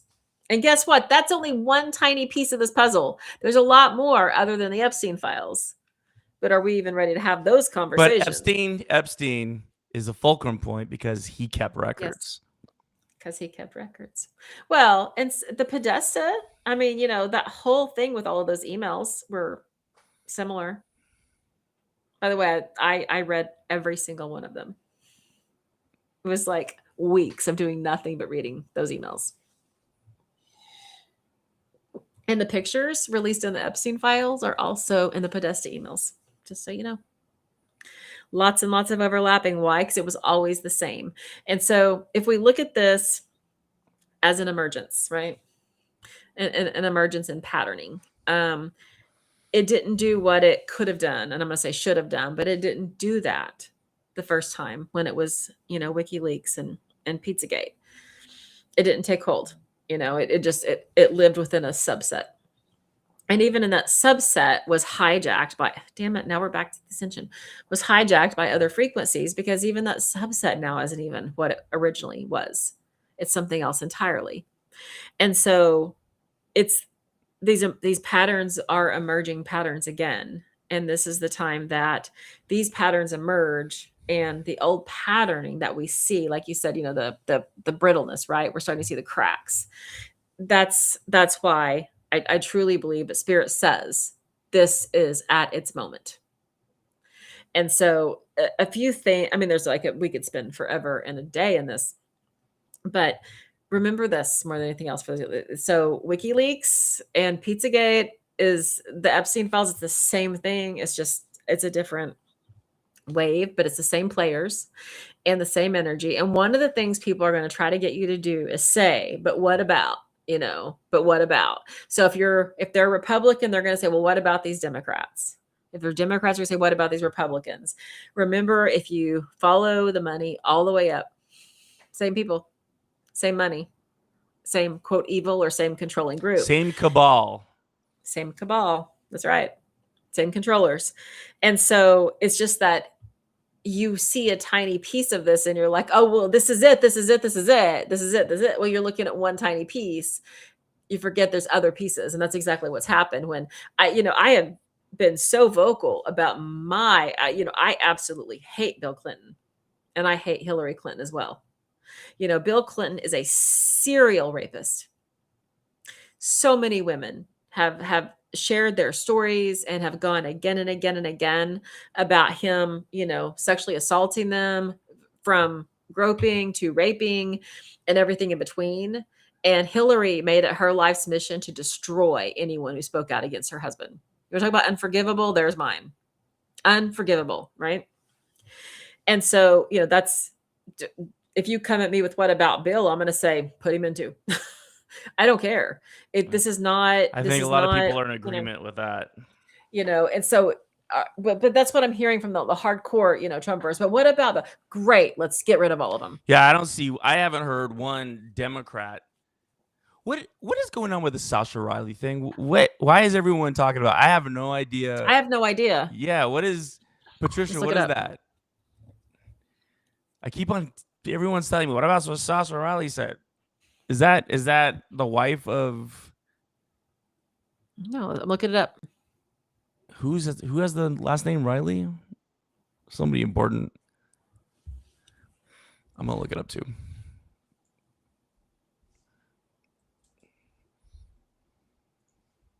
The Sasha Riley tapes. Well, everything I'm finding right now is like audio and video. I don't know that I can. I just want a summary.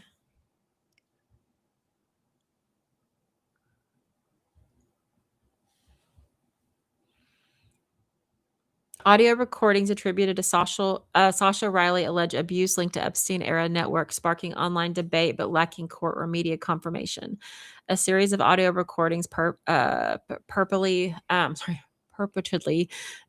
from a man named Sasha Riley has kicked off frenzied argument on all social media platforms, widely shared on Substack and up-and-coming networks. The recordings make grave claims connected with the long-running Jeffrey Epstein scandal. Not a single one of the claims has been authenticated by any court or law enforcement. Well, what has? Regarding or reputable news networks, but the distribution shows how an unverified testimony can take on a life of its own and shape public discussion. So it says he's a war veteran with honors from his experience in fighting the Iraq War, having claimed that he escaped being trafficked as a child. This video appears to have been recorded as part of recorded conversations held on the phone by an individual with no affiliation with the media or investigating bodies, with the latest being of July 2025. So it's a guy? It's a guy. Mm-hmm. Riley recounts the experience of being trafficked between the ages of 9 and 13, including extreme violence and exploitation. The publisher says the recordings that were released in the public interest, and Riley has indicated a willingness to testify or undergo a polygraph test. No official investigation has publicly confirmed receiving or verifying these recordings. Okay. But Patricia. Oh, hold on. She says, have you seen it's a MN abuse victim, MN, Minnesota? Minor abuse victim? Oh well, we know it's a view. Oops. Yes, that's it. There's info on Threads too. What about Savannah Guthrie's mom? That's kind of what's happening with. I Y'all are don't know just what's. gonna like we're just gonna have to go all of just give up on anything I want to talk to and just go into this. I have no idea what's going on. I keep on hearing about the Savannah Guthrie thing too. And are these just like little things that So are throwing people off his the mom, scent? her mom's missing. Well, I kind of I think I know what the investigators say the mother of 3 may have been kidnapped in the middle of the night, and it's unknown who was involved. So she's missing, and drops of blood can be seen along with the remnants of an apparent ring camera. The sheriff has not responded to requests from People magazine. Okay, so damn. Okay, hold, put a pin in that. But it's weird because it's being talked about as Savannah Guthrie's mom instead of like them calling their mom's name, which is like it's everything I've seen is Savannah Guthrie's mom is gone, but what's the mom's name? How come you don't still say blah blah Guthrie is gone? Yes, I know, but and the reason why Nancy Guthrie, her name is Nancy Guthrie. Yes, no, I saw that, but I was just trying to. Okay, so we're just gonna have to start making the bridge to this, but a couple things to point out is that with the Epstein files, right? Oh, yes, she isn't Nancy. It's Savannah's mom. Savannah's mom. What's Savannah's mom's name?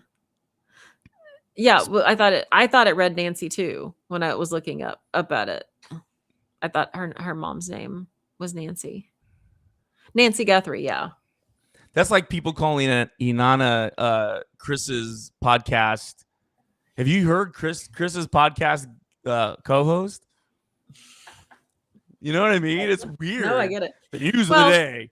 Chris's podcast co-host said this. I mean, your Facebook has like about 4 times the number of followers that I do, right? So in that regard, because you have a much bigger Facebook following. Oh, is Savannah Guthrie somebody special? Yes, she was on the Today Show for years.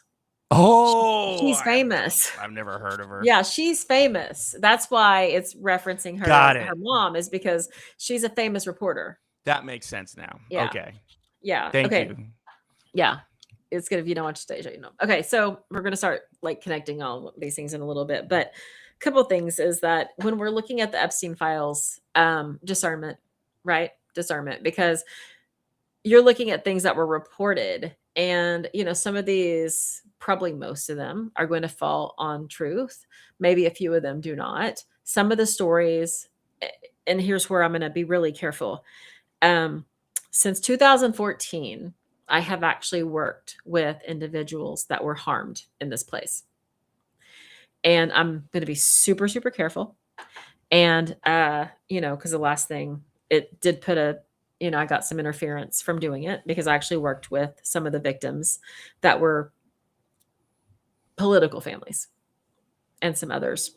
And so the stories they told me in the beginning, I have to tell you, were so outlandish. I was like, and this was 14. This is before we had AI and the things that we do now. And I'm like, that just, listen, that just can't even be true. And Spirit's like, you need to listen. They had pictures and they had videos, and then Spirit was showing me things. And I was like, this is an evil beyond what I can even begin to comprehend, because these stories are something that are crazier than any fiction I could imagine. And yet their stories, once I helped one of them, more of them would come and find me. And so these were people that had kind of aged out, if you will, that were just on, they were no longer young and beautiful or children. And so there was no problem for me at this point to believe this, because once I started helping them, I could see it intuitively. And that's when the dreams, and I've talked a lot about the dreams, and particular one, a human trafficking group through Las Vegas and their industrial buildings that they used for trafficking, to the point that, I could describe every single part of it. Like, it was that clear. And I knew who I was when I was taken in that lifetime. And here's what was wild, because when I had these dreams, it was always first person. And I was able to track this missing person down, by the way. She was at a convention in Las Vegas. She was mid-20s. She was so excited, and she went to this bar that was kind of not busy, a small bar tucked in a larger casino, and she left her wallet there, and so she went back to get it, and she walked down this long corridor. Oh, because the bartender was like, "Yes, yes, I have it. I put it in the safe," right? So she walks down this long corridor, and that's the last thing she remembers until she wakes up later in a warehouse for processing. Now, the most interesting part of this was the night before, she had what was some food poisoning and went to the local hospital. And what was really interesting is they did a lot of tests, including typing her blood and matching it. And very clearly in the dream, all of it laid out because I dreamt it first person. Once she was no longer viable for the part of the sex trafficking and human trafficking, she was part of the organ trafficking because she had a rare blood type and some other genetic things that made her organs very valuable. And so once I started doing that, I was like, okay, this is crazier than any fiction I could ever do. I could ever imagine in my life. And then once I started helping, a couple of them more found me, and I eventually had to actually stop and say, I can't help you anymore because it was causing too much friction through entropy or chaos or whatever, me getting messed with to an extent for helping them because their phones are tapped, they're under surveillance. And these are people that you would find very easily that I worked with. These weren't strangers. These are people that if I said their names, you would know them in a heartbeat, all except for maybe one or two. And their stories were consistent. Their photos, their videos, their audios was all consistent. And it sounds fucking nuts, but yet it was absolutely true. So going to Patricia's thing this is the first moment I've heard of Sasha Riley's case. However, just looking at it, I would say it is not that far off from what I heard back then. But a couple things is when you go down this rabbit hole and you work with these individuals, which I did, that the stuff sounds so crazy that it automatically makes people not believe them. Right? This organized thing where you're just taken out of your bed and you're raped repeatedly and then you're put back. But see, the thing is too many missing children bring attention. But if the children just temporarily go missing and come back, then it was just a bad dream. A lot of them were drugged over and over again so that they had fractured memories. Not all of them. Some of them were sold. Some of the WikiLeaks, they would use the word Pete. That's how Pizzagate was formed, by the way. They had code words because you didn't put. These have code words too, by the way. I haven't had time to decipher all of them, but I remember one particular email said, "Well, I'll be in town. I hope to have pizza for an hour." That's an actual WikiLeaks email. Pizza for an hour. I'll be in town for a little bit. I hope to have pizza for an hour. Who has pizza for an hour? Another email specifically said, I think her name was Maria. Maria will be there, and it named the hold on, I might have to.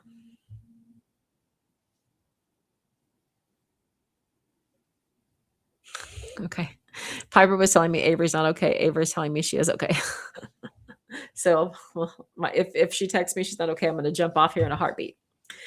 But it said Maria will be there, and she listed the names of 3 children and their ages and said, the poll will be heated. It'll be entertaining for sure. That's an actual WikiLeaks email I read in 2016. I lost a lot of people and pissed off a lot of people reading about it because, that's just stupid. That doesn't happen. Okay.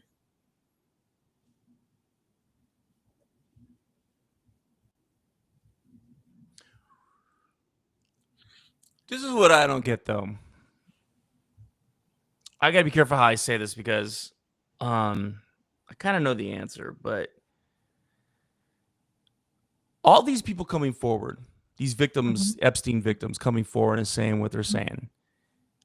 Okay, why are we, the public, not taking their word for it? It's another thing and going with what the government needs to go after these people. Now, I had a buddy, a best friend, who got caught for having child pornography and selling it. Now, he was part of a huge community. He was a fireman. We all dropped his ass. It doesn't give a fuck what the court's gonna say. You know what I mean? It's and you could say, well, he's innocent until proven guilty for the United States court, Right. but not for the people. Anybody who's mixed up in shit like that, and God forbid that happens to me and I'd be innocent. Yeah, but my point being, we shouldn't be sitting here saying, well, that's totally unbelievable. There's a reason why these people are thinking this way. And I don't get it why we just don't like wear big boy pants and just believe these people. I don't get it. Well, I mean, that's absolutely what should happen. We're all about believing victims until we don't like who their perpetrator is, right? Right. But that's again working. They've been asking for help. What is the thing that these people are just looking for attention? They got attention. Yeah. Like I don't understand. Yeah. I Well, don't think I'm fit for this world. in the bigger scheme of this, though, and this is how the whole WikiLeaks thing and then the Epstein files unfolded. Oh, So by the remember that way, Mhm. I'm sorry, I'm so talking, but I have to tell you, and I keep on forgetting. I was gonna tell. Remember the Santa Monica pier ticket that I got? Yeah. Well, I was denied twice. I did one last hearing and I won, so I don't have to pay. Now I have to get my money Yay. back. Congratulations. Thank you. Woo, woo. Sorry. It's a little victories, right? I don't even know why I interrupted you for that, but I had to. No, it's okay because it's a victory. Mm-hmm. We celebrate every win. Yep. The thing to remember with this though is, again, who controls the media, right? You control the media, you control the narrative. This type of, whether we're looking at it as Epstein or we're looking at it as WikiLeaks, we're looking at it as the cabal. It's about people in power, not a person. It's people. And so people protect each other's secrets when they're like this, because if one goes down, they all go down. Was it Trump overheard screaming, they'll take out my friends, not they'll take out me, because he's still trying to play the innocent card, even though it's clearly not. But they'll take out my friends, right? Meaning I have to protect my friends, but because once that cracks, we're talking about things cracking, right? It takes everyone out. And the reason why is because some of these names, are beloved. We know about the Harvey Weinsteins and the Brett Ratners. By the way, Brett Ratner was that Melania's movie. Yeah. Was done by Brett Ratner, who's been accused of many women of sexual assault to rape.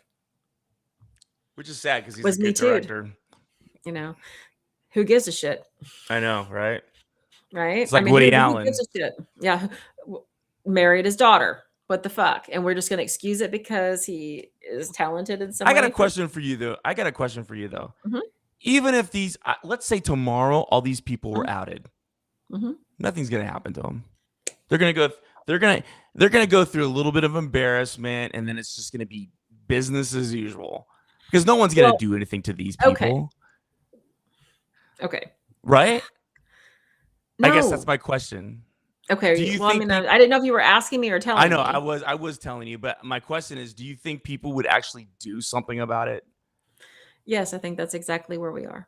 I want you to think about patterning in the world, right? Okay. I know patterns repeat, but countries fail and fall all the time. Governments fail and fall all the time. It's just we are just so brainwashed into I pledge allegiance to the flag, right? And so what we're seeing now is a failing and a falling of multi-government systems because it is that controlling elite. Now, will they regroup? Yes. Will we just not know who's behind them? Yes. But it at least gives us the ability to create the balance in the scales for moving forward. Because, some of these are very, very big names.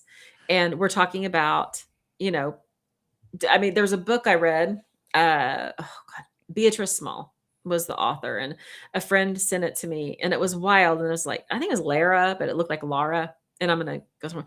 I remember reading that book. It was my first real romance to see book I had read. This was 2011. It wasn't Judy Blume. I read all of Judy Blume's, and I love the Ramona Quimby. I don't know that one.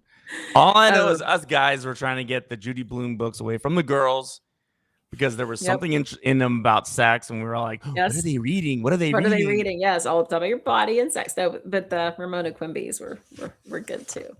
But that Lara book was my first ever like romantasy book that I had read, and it was about a woman. I think she was. It's been so long, but maybe half fairy or something, and so she couldn't be forced to be pregnant. She had to choose, but this made her highly valuable as a sex slave, basically. And they took her to an auction, right? Wow. And at that auction, they did things to her to measure parts of her to see if she was in fact a virgin, if she was intact, all of those things. And it's right there in that book. And then, she was sold in multiple, kind of like Khaleesi's story, Daenerys in Game of Thrones, how, she was kind of passed around and sold and all those things. It's very similar, but Lara predates this by many, many years. And if you get into the it is WikiLeaks, but the part of the Epstein, and you read Calendar Girls, it is exactly what was in Lara's book, or Beatrice Small's book, measuring the sizes of women and children. Almost like it was just taken from real life and put in a book by someone. So the things, and I have only read a tiny bit of this because as evidence, I've been really very busy with things happening with Avery, but I did read all of the WikiLeaks, and this is just a continuation, and it's the same fucking people involved. Well, and let's go. I'm gonna go back to my question again. Look at the patterns. Mm-hmm. Woody Allen. Oh, fuck. You're gonna make me get my board. All right, let's do it. I'm done. Woody Allen, nothing has happened. Like a lot of people are like, oh, I don't like him anymore, but nothing's really happened to him. Harvey Weinstein, nothing's really. I mean, he's in prison. Oh, who cares? He's in prison, and his network, is gone. So it's not like nothing happened. But I mean, he seems to be like a sacrificial lamb of somebody, right? Of course, that's what they do. Let him fall. But you look at Trump. We all know. I mean, he has a fetish for his daughter. Yes, he does. And we hear him on tapes talking about, or on recordings talking about little girls. Mm-hmm. How he's gonna date, a little girl I'm gonna date her in a couple months, and we know, and nothing's happened to him. He was even, I guess, promoted to be president. And I can probably go down the list of a whole bunch of people that we look at. Bill Clinton. I mean, like you said, he's a serial rapist, and yet look how much he's achieved and how much he's still revered. Uh-oh, is this the Ascension? Yeah, I'm just done fighting it. Whatever. If you were fighting it? Yeah, I was. Okay, I was trying to wait to get here. Is that the bifurcated timeline? Well, no, this is a collapsing wave, but we'll get to that in a minute. Okay, so Janet Gordon says, "I'm here. How can I participate?" Do you want to just chat, or do you want us to send you a link to be on here with us? Just let me know while I draw this out. So in 2016, okay, and I've talked to you about this many times. One of my clients was, I guess it was from 2014, was an attorney for Clinton. I was a Bernie volunteer. I volunteered for Bernie. I don't know, now I'm, I still believe that there's enough food for everyone. I see the corruption, and the elite taking everything, but I'm more of a libertarian now, but I still believe everyone has a seat at the table. Everybody should eat. But I was one of my clients was a Clinton campaign in New York City. And so in the week up to when we think about timelines and we think about projections, we're looking at things that, that's from before. Things, we can kind of look at things and know, okay, 1 second, I'll send you a link. What's going to happen? Because it's overall, life is fairly predictable for people, right? We can look at things like, we could see the economy, and this is how people predict stocks rising or stocks collapsing. You created a system that is predictable. You do A, B happens, you do X, Y happens. We've created this system of predictability. And that's where patterning comes in. Coherent patterns are, kind of one of the goals here, and the entropy, of course, is moving us into disorder. But in 2016, a really interesting thing happened, and I was trying to draw it as a wave, but I didn't want to start over. So this was the timeline we were on, okay? And this one would have absolutely, beyond any shadow of a doubt, ended here. Hillary, president. 2016, it was clear. Everyone said it. Even, in the week before the election, they were deciding who was getting what. They weren't even campaigning because every single thing in the world pointed to this being inevitability. When I would look at it psychically, because I see things sometimes in metaphor, sometimes things very literally, but it looked like an ocean wave coming in. But instead of coming in, and you live really close to the ocean. So like, you get this, it comes in and it just kind of goes up like right back, right? No, it didn't do that. So instead, I'm just going to try to draw a wave here, and I will do it very bad. Like instead of doing this, right, and it went to Hillary, this wave, okay, and it went to Hillary. It didn't, and every time I looked at it, it fell flat right there, and I'm like, everyone is saying this is where we're going, but I can't see it. I cannot see it. It's a wave that it just falls, it just disappears. The timeline just disappeared. And I'm like, what the hell happened? I've never seen anything like it to that point. I didn't know what to think about it because, I had no point of reference. And we all woke up and somehow we were up here, right? And it wasn't. It's because Trump has keys. He has the med beds too, supposedly.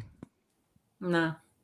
But Tesla, there's some people think it's a connection to Tesla. But in all reality, the first 2016 was actually like here, and it was Bernie.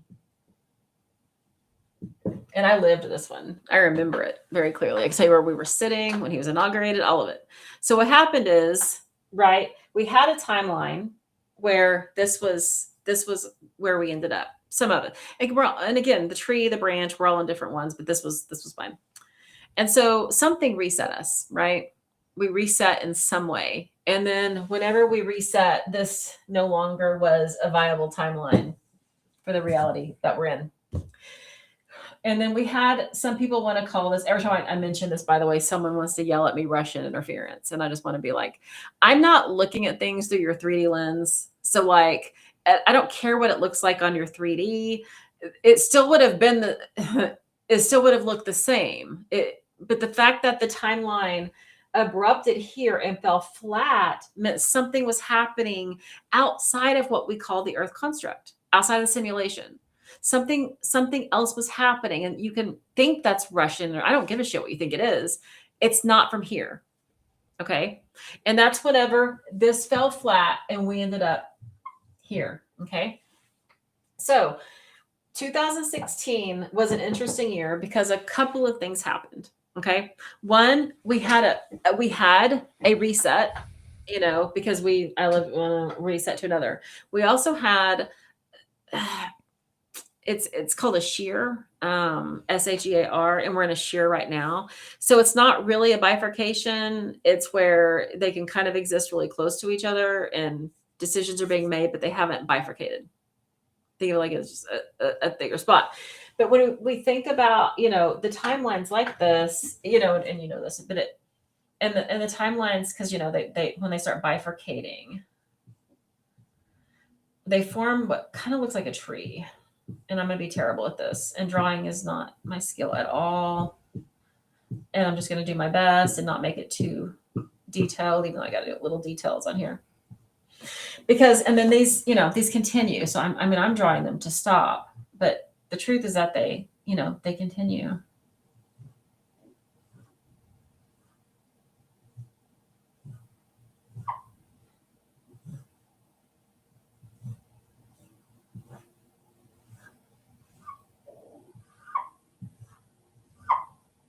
Okay, this is a terrible representation.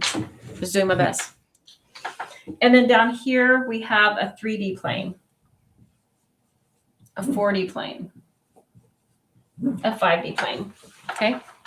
So what happens whenever we experience, like a reset, right? Something like this, you're going to have your individual individual bifurcations, which is like a choose your own adventure book. This is what I do with quantum coaching. If someone says, hey, I want to be in this life right here,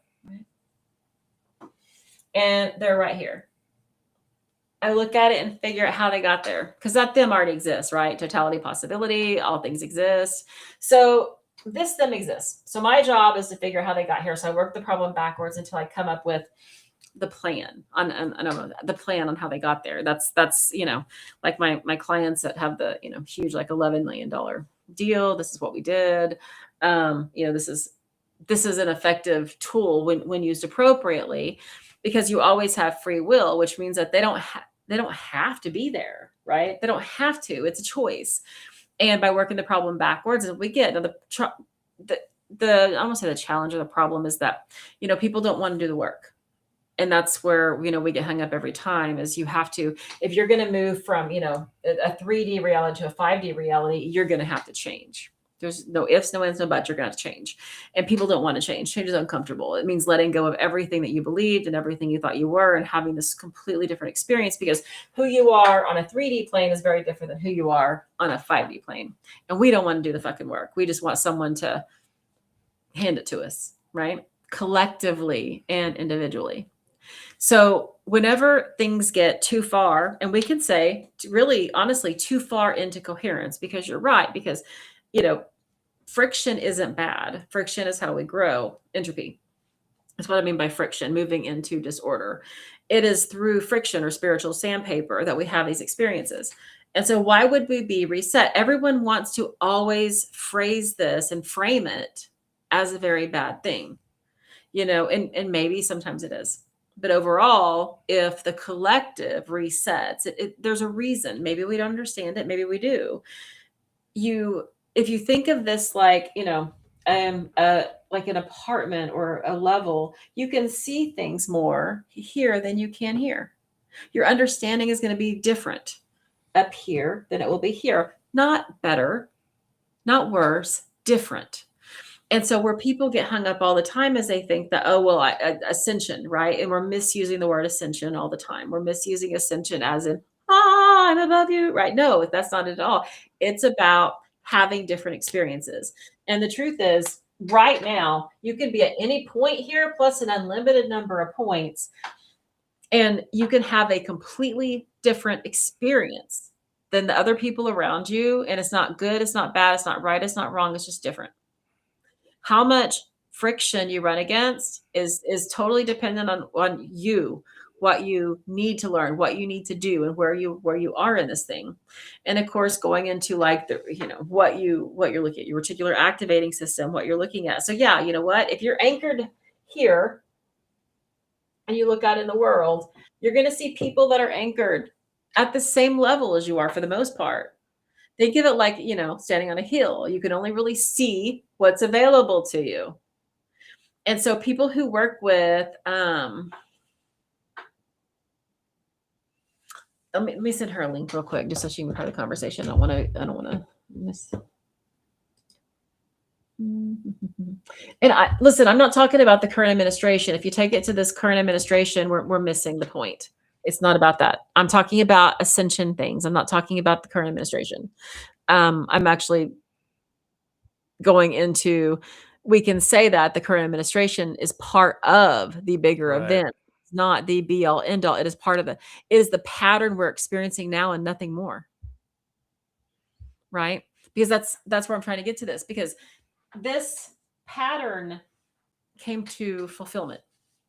Right? Maybe some of us remember of it, some of us don't. But the Bernie timeline, we lived it.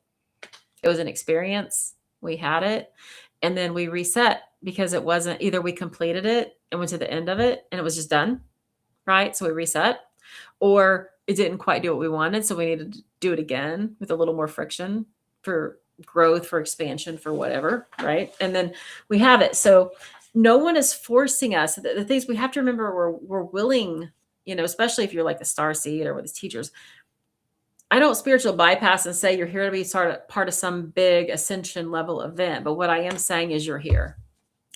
And on some level, you did, choose to be some part. Maybe I'm not like you chose your parents and you chose your struggles. I don't believe that. I believe just being here is the choice. And then it's the process of waking the fuck up to remember how much power you have to choose differently. Because all of these are possibilities. Every Right. single thing you see here is a possibility. They all are available to us, but we get so hung up on one or two things. Like we talked about, we started talking about, you were like, I don't know how you do it. I said, well, I've learned you flow is the secret. The moment I lock in, I'm stuck. It's about flow. And when we look at the equation of this, all right, so how to consciously create for your life, and I'm using the word consciously on purpose, right, is sovereignty, which is yours. No one can threaten it. Nobody can take it. Okay. Sovereignty is yours. You exist. You're sovereign. It's the question of, are you recognizing it? Are you aware of your sovereignty? Because if you're not aware of it, it's what good does it do you? Right. And then I always put power up here like this because the power part is something you have to work on. Your sovereignty is automatic, but the power is part of the process. And then the next one is coherence, right? And that is the patterns within you are moving more into order because we can't create what we want if we're too far into entropy because of the other part of this, which is that clear electrical signal with the magnetic, the elevated emotion of a magnetic feeling is what brings things in. So if you're all over the place with this, and you don't have a clear vision of what you want with the elevated emotion, you're not incoherent, so it's harder to create, because you're all over the place. You're probably creating everything you don't want. And then the next part is optionality, right? And this is what this experience right now, especially this, is trying to convince you don't have. We don't have options. We're afraid. We don't have options, right? This is happening. That is happening. This is happening. So by making us reduce our optionality, which is collapse, we're moving away from conscious creation and into the system of controls that you're seeing. And then reversibility. Oh my God, I can't even write. Okay. Simple formula. But at an ascension level event, this is the formula that you need to be constantly like checking yourself, finger on the pulse and doing the check, because this is the formula right here that's going to help you decide where you're going to be here. And these have actually separated, right? Like I said, we were in a shear and now we've actually forked. But we did, because people exist where they exist. Okay. So this one right here, 4 actually did a shear, which is just close, and then it forked. Okay. But if you're here, right, you didn't, you're still having that same experience. And so I can actually look it up and see, I can tell you the date we did it. Cause I actually like, oh my God, everything's different. Hold on, Avery. She gives me a play-by-play. I'm fine. Pain is a 3 to 4. I'm hungry. They made me Jello. I haven't eaten any yet because I just feel so much pressure in my belly. I love that sweet girl. Now here's the thing. We did this before. Oh, you said it won't load. Jan, I don't know how to help you. All I know is to do the invite. And when I send it, then you just click on it and it should bring you right in. I'm happy to send it again because I don't know. But copy event link. Can add her and try it one more time. Oh, she's getting in now. No, that was me creating a place. Oh. I didn't know if that would be a thing or not. But it's the same link, but maybe I need a place. I don't think I needed it with Pinky, but I don't know. Okay. So your formula for experiencing this, right? And then I can also take this too. I'm going to, I hate to delete anything, but we know here's you, because we're going to go to signaling as this little, you as your individual, right? And then I'm not going to you have your little energy centers and blah, blah, blah, and you have your your little quantum field. Yeah, but if that's me, why is it so little between the legs there? Come on. Sorry, That sucks. That don't know how to help. sucks. What are you trying to say? We'll erase it. I don't want everybody here to see that. Actually, I don't know that that's. Never mind. All right, there you go. So, oh, did it again. It's too small. God bless it, America. Okay, listen. How do I told you I'm not an artist. Now you have one leg longer than the other. All right. In your individual, right? How do you determine where you are? Well, it's really right here, and we know that the thought is the electrical signal, the image through thought, right? That's your electrical signal, and then the feeling of the heart is the magnetic. That's the emotion, right? So electrical plus magnetic is what determines what's happening up here on what I call your psychic antenna. That little psychic antenna also includes your reticular activating system, like what comes in for you. And so your psychic antenna determines to an extent where you are in this, where you are in your branching, right? And it also determines what comes in to your branching. And so if we're not careful, right, the people in our lives create, gosh, I'm using, and a lot, but the people in our lives that we have connections to, they're like soul cords and whatever. They have their own little psychic antennas too. So let's say you are surrounded by people, family, friends, whoever, that aren't awake, that support what's happening. Well, the challenge is that once enough of you, especially even 3 is enough to make what's called a mesh network. Okay. And this is its own attractor. So you don't just have your individual attractor with this psychic antenna, you have your mesh as well. And then more and more come together to make an even bigger network, bigger network. And that's when I say who controls the media, because they are a large mesh network, that to the point that they're a container. And a container can be, your 3D can be a container, your 4D can be a container, your 5D, but also your relationships can be a container, pulling you into their container, pulling you to their container, all the containers, and a container inside your mesh network. And the containers is also called a box, right?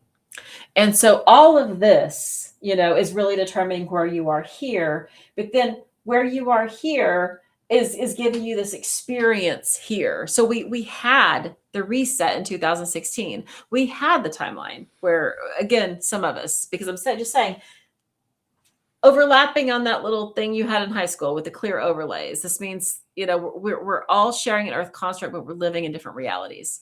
The gold and white dress, the blue and black dress, the mint, shoes, or the pink shoes. These things are inconsequential. These things are landmarks. So again, if you don't think it, that's fine. You don't have to. You're going to stay, and there's nothing wrong with being in a 3D reality, and you will not leave it until you're ready.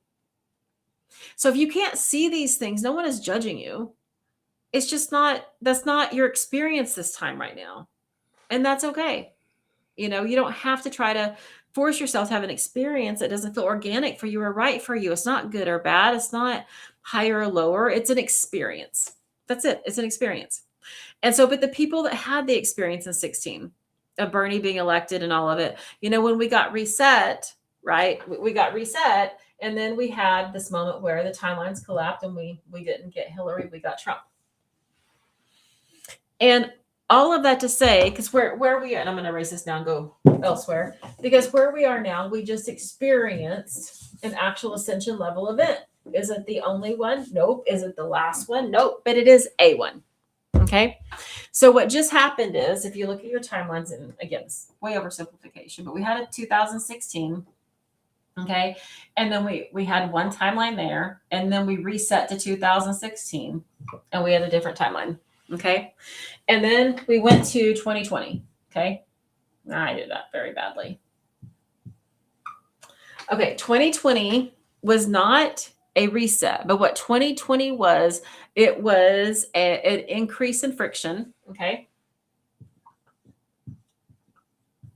or entropy, to see what was going to happen next. And from 2020 to 2025, this was like the greatest experiment ever to see what would happen to people when you upped the friction to the level that it was upped, right?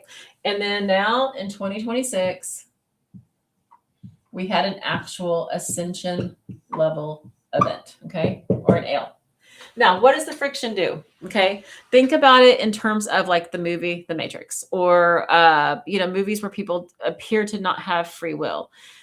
You have within, especially after 2000, they've always been here, but in 2016, we had NPCs.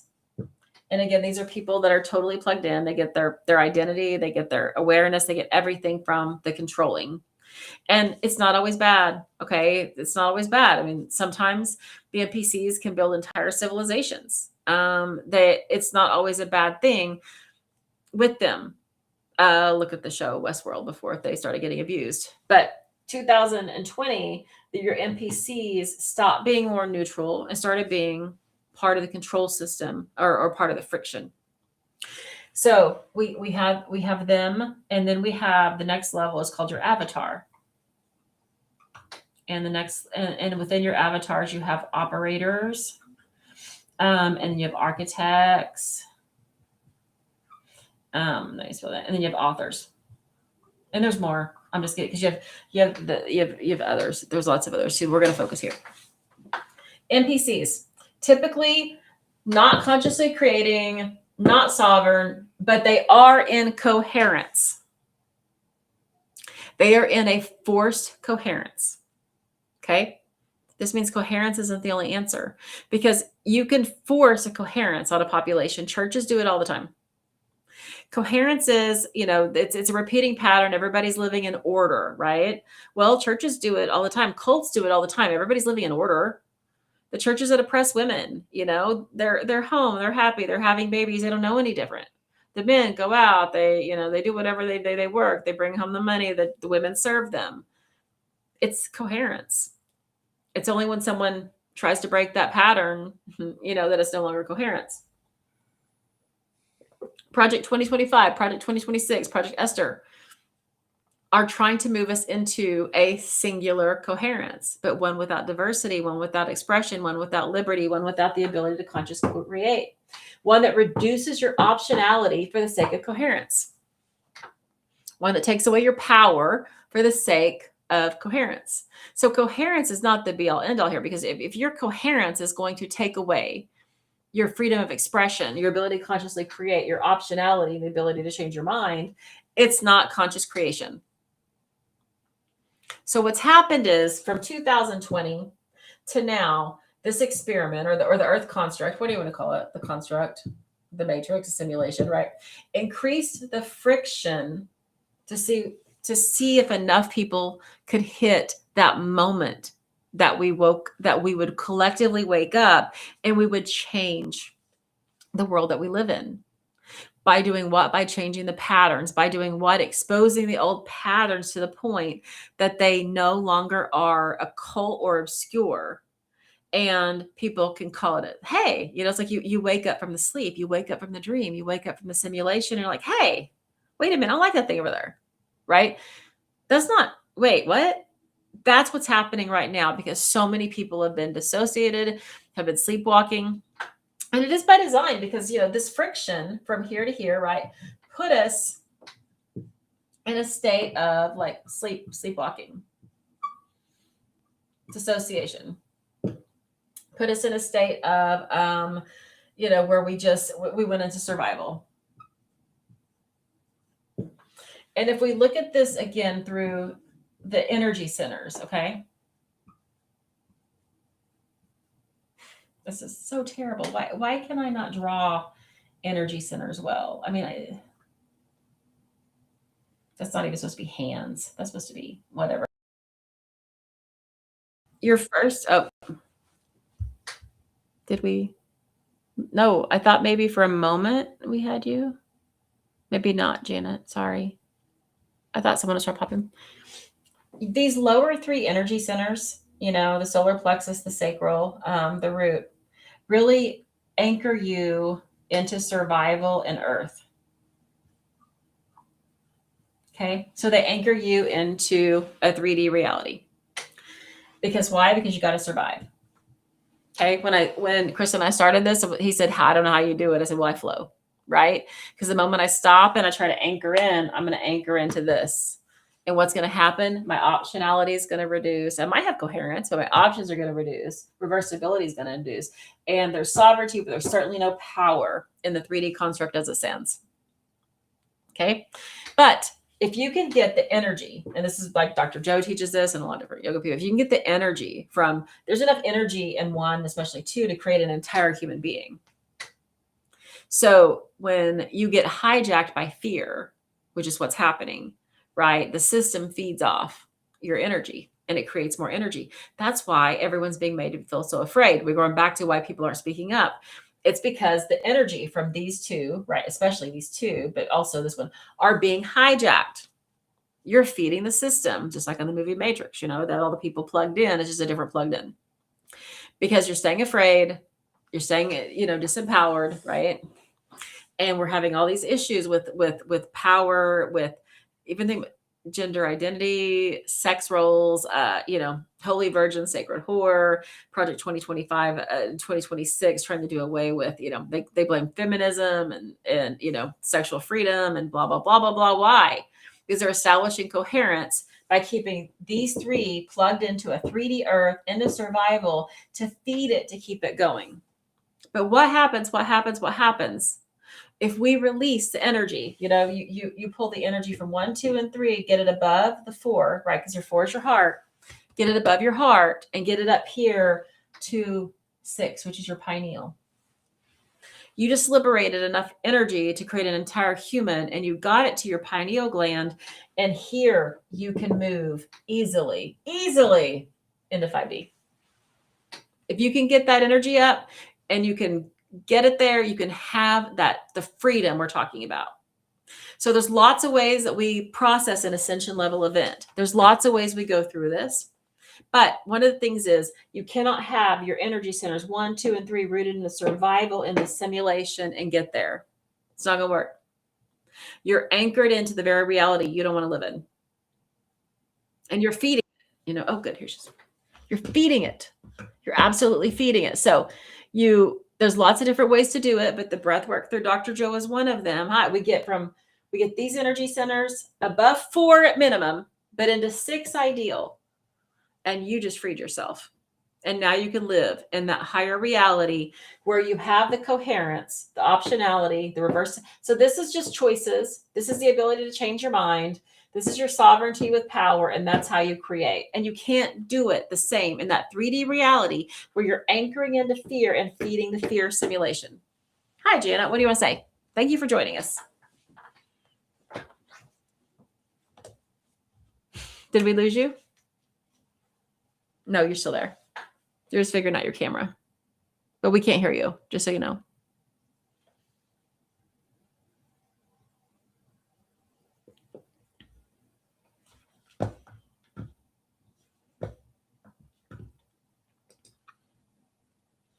Trying to see if I can. I don't know. If you're talking, we can't hear you. It looks like you have to have your camera on, I think. What you can do is point it at the ceiling if you don't want your face on. We did this with Pinky. We couldn't hear her if she turned off her camera. She's gone. And so she comes back in. Uh-oh. But there, so the ascension level event, yes, we experienced one last week. I'd have to go back and look at the exact day, and that's mostly not because it wasn't important, because it was. I can tell you the day it happened, but just because of the last few days of being in the hospital nonstop with Avery and everything that's happened. We did hit that, and so if you experience that one, excellent, great. I'm glad you did. It's fantastic. And if you didn't, don't worry, there'll be another one. The old system is falling. Or falling, whatever patterns are exposing and they're breaking because it is a very fragile system. And the only way it exists, right, is by hijacking the energy centers of 1, 2, and 3. If you go back and you study or you read, don't study it, but read any of the Pizzagate material, any of the emails, you read this shit on the Epstein files, what are you going to see? Biggest thing is fear. Make people afraid. They thrive off that shit. I mean, the controllers. Why? Because this is powerful energy that can be hijacked and used, but you can also use it for yourself. You get it liberated from these lower 3 centers, get it to the pineal in 6. You have freed all of that energy to create for yourself. Well, there, Chris. You freed all of it, right? And so that's the thing. So the ascension level event we just had, let's see who's with 6 with us. So we're seeing if Patricia was still here. That we did just have one, but it's not the one that ends, it is a split, and we did split. And so if you ask my personal experience right now, I feel very, I feel like I'm watching that side of things. I feel like I am almost like making notes of things because I feel like it's already in the past. How do you do what? Alicia, help me out. I don't know. Because by the time you guys post, I've moved on, so I never know which question you're talking about. But if this doesn't make sense, ask. Because we did just have an ascension level event. Our timelines did actually split, but we're still in a bleed over because they're still close enough together that they're bleeding over. So it's sort of like, well, it's exactly like this. Oh my God, Avery was not in a private room. And there was a curtain separating us from the woman. Guys, I got covered in someone else's pee. Okay, today. Like, let's talk about a bleed over event. That's a big one. But in the hospital, piss over event. The lady on the other side of the curtain was an older woman who was alone. She was living in her car. She didn't have anyone. I've been hearing her conversations nonstop for 2 days. And it was really sad to listen to, but also like I'm focusing. At one point she was bitching about because Avery's alarms kept going off because she was in, rough shape, right? So all the monitors are going off and she's like buzzing the nurse. Will you go do something about her alarms? And I'm like, oh my God, do not set me off right now because I'm in mama bear mode. So we were in different, there's a curtain separating us, right? But we were in different spaces. That's the kind of thing I'm talking about. We were in this space, she was in this space. But because, the spaces were close enough with just that curtain, there was the bleed over. That's where we are right now. Our timelines are actually separate, very separate. But the curtain between them is there instead of like a whole wall or a whole block, which will be later. So the bleed over is there. And by the way, I went to go move her car because they were going to tow it because she'd been there 5 days and she lived in her car and she had some incontinence issues and I sat in her pee. That's kind of the whole story. How I got her pee on me.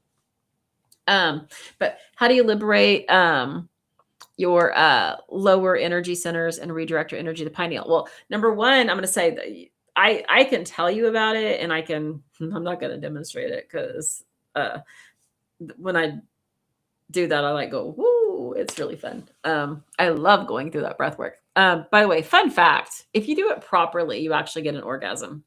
Not every time, but often enough. Which is well, then it happens to me every night through breath. If you do it correctly, it's through a single breath. Don't knock my hobbies. I'm not knocking your hobbies. I'm just saying this might be an adjacent hobby. If you can master this breath, the beautiful thing is that, and maybe not every time, but if you do this breath properly and learn how to do it, why is that? And there's a reason for that, is because that is a moment when those, the electrical and the magnetic create a different kind of experience in the body. You have taken the energy of 1, 2, and 3. You've taken it to the pineal in such a way that it frees and it creates this amazing vortex of energy that goes all the way up. And I mean, if you've ever been to like a Dr. Joe event, this, you see people, they're not touching themselves in any way. No, it is all through the breath work and the micro contractions that you hit those higher above theta, gamma brainwaves. And that's what I'm not going to do that on here. I'm not going to, because we're not going to demonstrate that today. But the breath work, you can go to YouTube and you can type in like Dr. Joe's breath work. There are other people that teach it too, but the bottom line of how you do this is you realize it's a combination of focus, using intrinsic muscles, and your breath all at the same time. And you have to practice it. This is not something that you can do once and get. That's why when you go to events and stuff, you'll see people, their shirts do the fucking breath. In some of my favorite Dr. Joe meditations, he's like, what are you bringing? What do you got? We all know, like, we all know that the goal of the breath is to get all of the energy, from 1, 2, 3, 4, 5 into 6. And when you do that, you hit that other state of consciousness. And it is all available to you and it's open to you, and you're not going to have any trouble hitting your ascension points or your bifurcating in your timelines, because you are not anchoring into the 3D through these lower 3. If you're anchoring into the 3D with these lower 3, you're anchoring into a fear complex, a control complex that it can give you coherence, but it sure as shit can't give you optionality or power or reversibility, because it doesn't do that for you. Okay. But how you do the breath, and my advice would be start it, practice with the breath and then practice with the muscles and then try to combine them. Don't try to do them at once. But you can also go to YouTube and type in the Willful Warrior. Leland Holgate has some amazing breath work. It's not exactly the same, but I could not, just because of long COVID, when I started back in 2022, I could not do the breath properly. But studying Leland Holgate's Welcome Home method, which is about a 30-minute breath using intermittent hypoxia to train you how to hold your breath. It doesn't do the intrinsic muscle things. It just does the breath. That will give you enough control over your breath to be able to actually do the breath. Okay. And I've got some great Dr. Joe, some great meditations and just music with it too. But the bottom line, start by focusing on your energy centers, right? Start by focusing on, 1, feel it, like feel that first energy center. It's right down there by the perineum. Okay. It's the same muscles you use for, elimination, but also for orgasm. Okay. Then 2, that is a sacral. It's the area right behind your belly button. Then 3 is at the top of your stomach. It's where you feel a gut feeling. Okay. 4 is your heart. 5 is your throat. And 6 is the pineal, which actually isn't even here, people. It's back here. All right. So when you start feeling those areas, feel the energy of each area and then move it up. Okay. So feel the energy of 1. And yeah, guess what? You might have a physical arousal if you're in 1. And if you're not having a physical arousal, you're probably not in 1. Just saying. Okay. And so get 1 into 2. Okay. Then 2 into 3, 3 into 4, 4 into 5, and then 6. And you practice with feeling the energy. Connect to the energy, your energy body, feel it warm, feel it tingly, create whatever sensations you need to know that you're in that energy center. Remember, wherever you put your attention, your focus, that's where you go. You're going to follow it. So if you're putting your attention and focus simply on 1, you're going to be in 1. It's not hard. Attention, focus, you. That's simple. So then when you add the breath, you want to make sure the breath goes all the way down to 1. All right. So in other words, you're going to breathe all the way up, and you have to be able to create a slow, deliberate breath. You're not going to get there. Okay. It has to be a very slow, deliberate breath. By the way, I did this breath when I was parasailing. It was awesome. I was up in the sky really far. And the day I jump out of an airplane, which hopefully will be very soon, I'm going to do the breath while I'm doing the jumping out of the airplane, just to see if I can, because it'll be a challenge. But then you start. So after you've learned your energy centers, right? And you can feel the warmth, the tingling moving up. The next part is the breath. You want a slow, solid breath. It shouldn't stop. It shouldn't break. And practice holding it. Like when you get it up, hold the breath. You want to be able to hold the breath at least 30 seconds. When I started, I couldn't even hold my breath 5 seconds. Okay. So the next part is the intrinsic muscles. And this is the part where you squeeze. Okay. So you lift the perineum. Okay. You're going to pull it up, pull it up, pull it up, pull it up. Your belly button, you're going to pull it into your spine. You're going to feel that belly button hardcore in your spine, right? And you're going to move it up through here, right? And when you get to your chest area, that's when you're going to lock it down. You're going to push your shoulders down like this. Remember, perineum's up, shoulders down. You've created a box. Okay. And then you're going to do a series of micro contractions like this all the way up your spine. And when you do, it moves that energy from 1 to 6. It's going to take practice. And so you want to know how to do it. That's how you do it. But if you get on Dr. Joe's website or the YouTube, you will see people doing the breath. Sometimes if you hit it just right, people will pass clean out. If you hit it just right, you're going to have a spontaneous arousal, basically an orgasm. If you do it just right, you are going to be in such a place of bliss. What happens in the 3D world is going to matter jack shit to you anymore. And that's how you free yourself. Because the more you can pull your energy out of these lower three and get it up here, the less anchored you are into that 3D timeline. And the challenges people want to root in, and so many belief systems tell us you've got to be rooted in to 1, 2, 3. Guys, that's rooting you in to the 3D, into your body more. Now, of course, we need to be in our body. No one's saying don't be in your body. But what we're saying is that, do you know how much energy is in 1, 2, and 3? And if you can get that to 6, you can create anything. You overcome your body. You overcome the matrix, the simulation. Why? Because you're no longer rooted into the matrix of fear. You now are a what? A conscious creator. No one owns you. You have your power. You know how to, because this is coherence, right? The breath is coherence. You recognize optionality. You could say that you could be anywhere on that branch where you want to be, and you can move yourself there. And everything is reversible, meaning I'm not afraid of making a decision because it could be a mistake. And that's what I hear a lot of too. Well, what if I manifest a thing and I don't want it? Shit, make a different decision. Once you're at that level, you don't worry about making a wrong decision because all options are open to you and you can absolutely change your mind. You don't get hung up on it.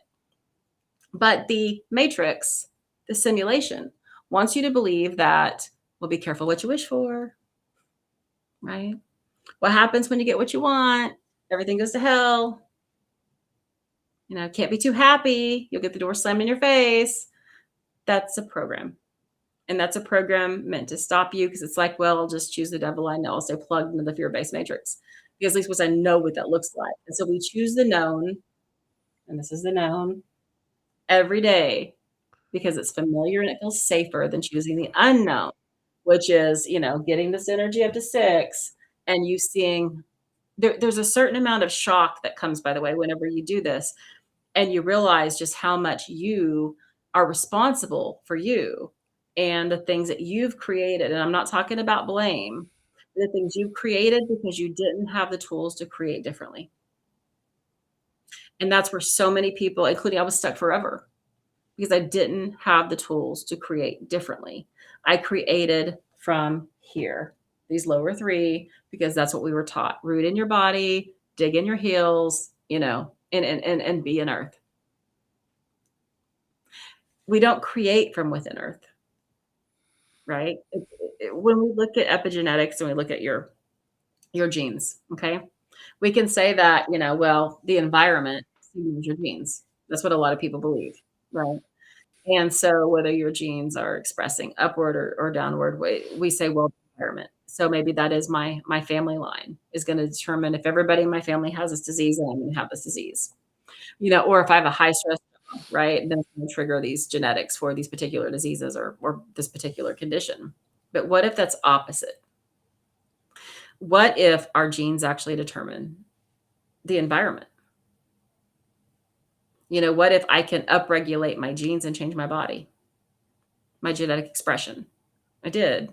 I personally did. So I know it works because that's exactly what I did. I let my changing the genetic expression change my body instead of my body telling my genes how to express through what's hereditary, right? Through genetics. Through, well, my mom has this disease, so I have to have this disease. Or everyone in this town got exposed to this virus and now have these things wrong with them. That is the environment informing your genes. When you flip a switch, your genes inform your environment, and your environment your body, so you can change your body. This works for one thing, it works for all things. It's just we've been taught to be afraid of that kind of power. And we've been taught to be afraid of that kind of power. It's like, well, what if I create the wrong thing? But if you realize you always have reversibility and optionality, you're not afraid of creating the wrong thing. Because you can pivot at any point. You're not locked in. You're creating, right? If you get there and you realize that's not where you want to be, back to that branch, on there. Oh shit, I ended up on a branch I didn't want to be. Oh my God, a single clear thought with an elevated emotion can fix that, can correct that in an instant. You're never locked into anything, no matter how much the matrix wants you to believe that you are. And it thrives on that. The controllers, the cabal, whatever word, look at the amount of fear, like in these fucking Epstein files, or look in the WikiLeaks, right? Because that's a pattern that benefits a few. But what happens if we pull all of our energy out of this 3D matrix and we get it to more of like a fifth dimensional or a 5D or a fifth density existence? They don't get our energy anymore. If you read the book of Enoch, which I've read many times, it talks about this net. And, with books like this, you have to kind of be like, well, what's literal and what's metaphorical, what's symbolic, and what's translated appropriately, what's not translated appropriately. But I do believe there's something to this, because I've seen it for years. Before I read the book of Enoch, I saw it. And so if you look at Earth like this, okay, and we're going to say within Earth, we know you can have all these experiences. By the way, you can definitely go above 5D. Okay. And I'm not talking about, this as far as like what we think of as a 3D reality. You can touch it in 4D time. And because we're not going to be in energy bodies, that's another misdirection in this. But right here between 3 and 4D, according to the book of Enoch, but also according to what Spirit has taught me for years, there's a net. Okay, this goes into the stories of the Watchers, which also, by the way, is who? It is the cabal. That they did things, these kind of things, that got them punished by God and the High Council. Remember in the book of Enoch, God is Elohim, which translates to ruler, not deity. They did things that caused them to be punished, right? One of those punishments is that they cannot incarnate into a physical body in the same way that humans can. Now, this can also be linked back to some of the Old Testament things about who's God's chosen people and things that are mistranslated all the way around. But Spirit showed me this net since 2011, long before I ever read the book of Enoch or went down any of these other rabbit holes that I ended up in. And Spirit showed me that beneath the net were beings, I'm just going to call them beings, that were stuck. Okay. And they were stuck as punishment. They can't incarnate. Now, these are not what we think of as ghosts, like your loved one die or someone dies, right? And they don't transcend all the way and they become a ghost. That's a different thing. But these are often from what we call the demonic realm, but I really want to stay away from some of that wording right now. But this is what you would call it in the book of Enoch. It's what it's called. The demons. It's what they're called. But I want to stay away from Lord that's going to collapse us into a good versus evil, God versus the devil, the type of bullshit. I don't want to put us there. I don't want to collapse us to that. Okay. I like optionality. Right. And all of that's going to collapse you. So in the book of Enoch, they're called demons because they're beings. But they're beings that cannot incarnate into a physical body. They're trapped beneath the net. So at the end of the day, when we look at the controllers on this planet, their whole reason in creating fear and creating the system isn't just to benefit a few. It is their survival. Because their royalty, their children, their preferred loved ones, whoever it is, they're stuck beneath this net. They can't incarnate in a physical body. This means that they have to have other people with physical bodies that they can, possession strong, that's not quite right. Attachment is better, but also hitchhikers, using, what did we say these were? Using avatars, because the NPCs are pretty worthless for this, honestly, because they don't have the capacity to be of value. But yeah, you can get an avatar here because it's not that they're incarnating into that being, they're just using it. Sort of like the movie Avatar, how they put the consciousness in it, same kind of thing. Okay, but they can't be operators because this is up here and it would violate it. So why? That's why. Why do they keep you anchored into a 3D? That's why, because there are beings that are under this net that want to be there. And so they don't want to be there. They can't get out of there due to the punishment given to them. It's not just in the book of Enoch, it's in a lot of other texts as well. But again, I'm going off what Spirit told me directly and then telling you I later found it in smarter, better words in the book of Enoch. And so that's the why, as far as that, as far as the experience goes, if you need a why, it is because under that net is where they have to stay, but they can't incarnate. They can't be free. It's like a prison, if you will. How many times have you heard Earth called a prison? A lot. Stitchin, Zachariah Stitchin, L. Ron Hubbard. A lot of sci-fi writers, but a lot of spiritual older people would call Earth a prison or what? A playground.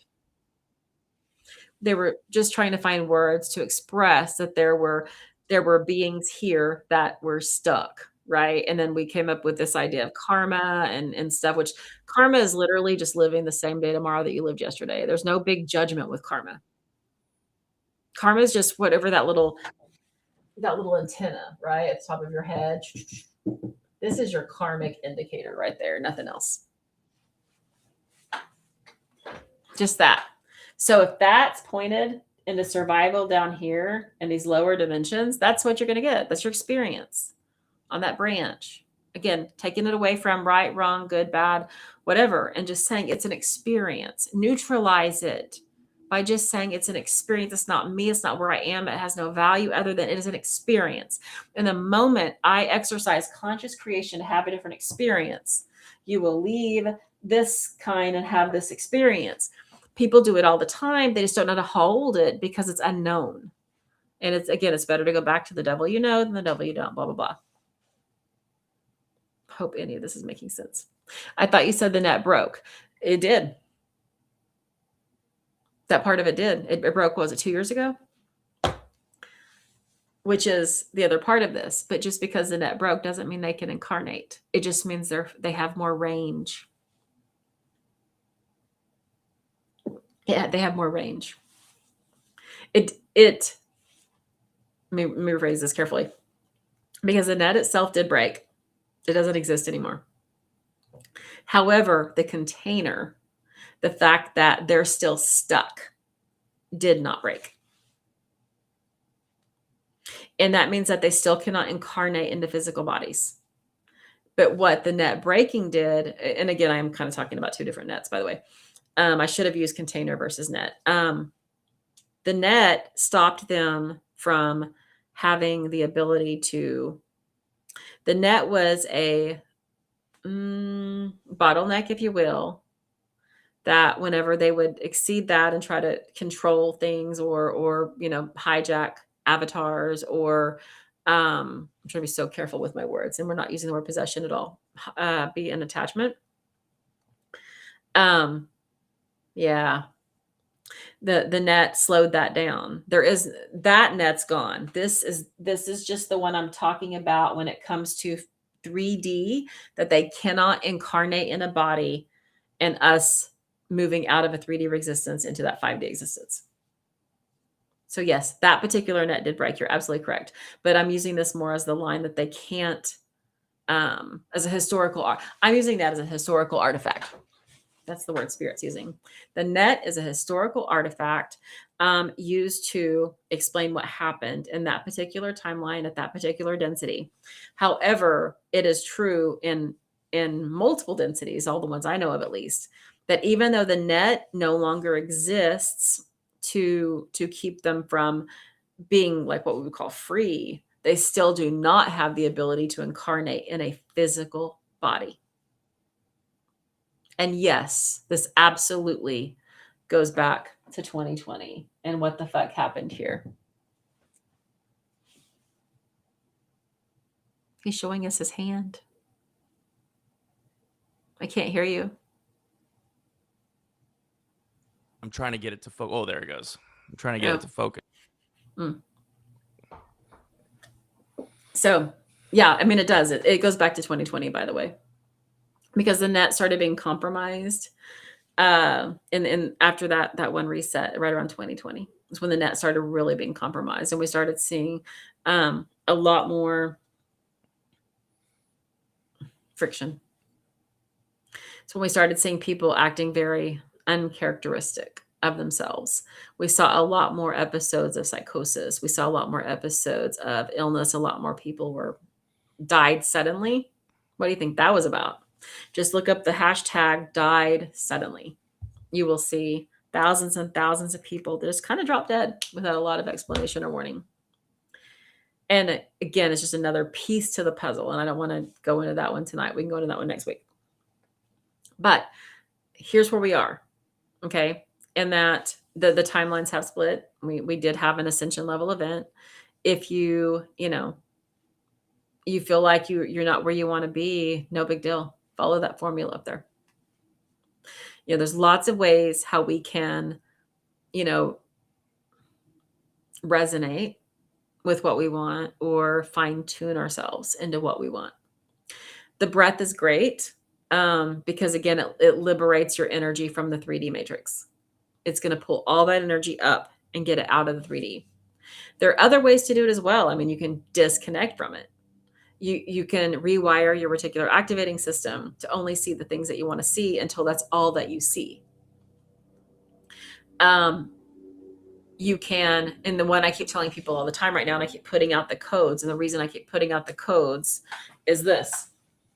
I'm just going to erase all this now, by the way. Because what Chris and I are trying to do here, right, is this. We are trying to put out a signal, okay? Now, a signal is just, it's when, remember I showed you that little psychic antenna, right? This thing.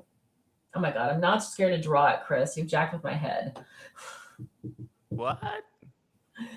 Criticizing my person. Okay. Now there's...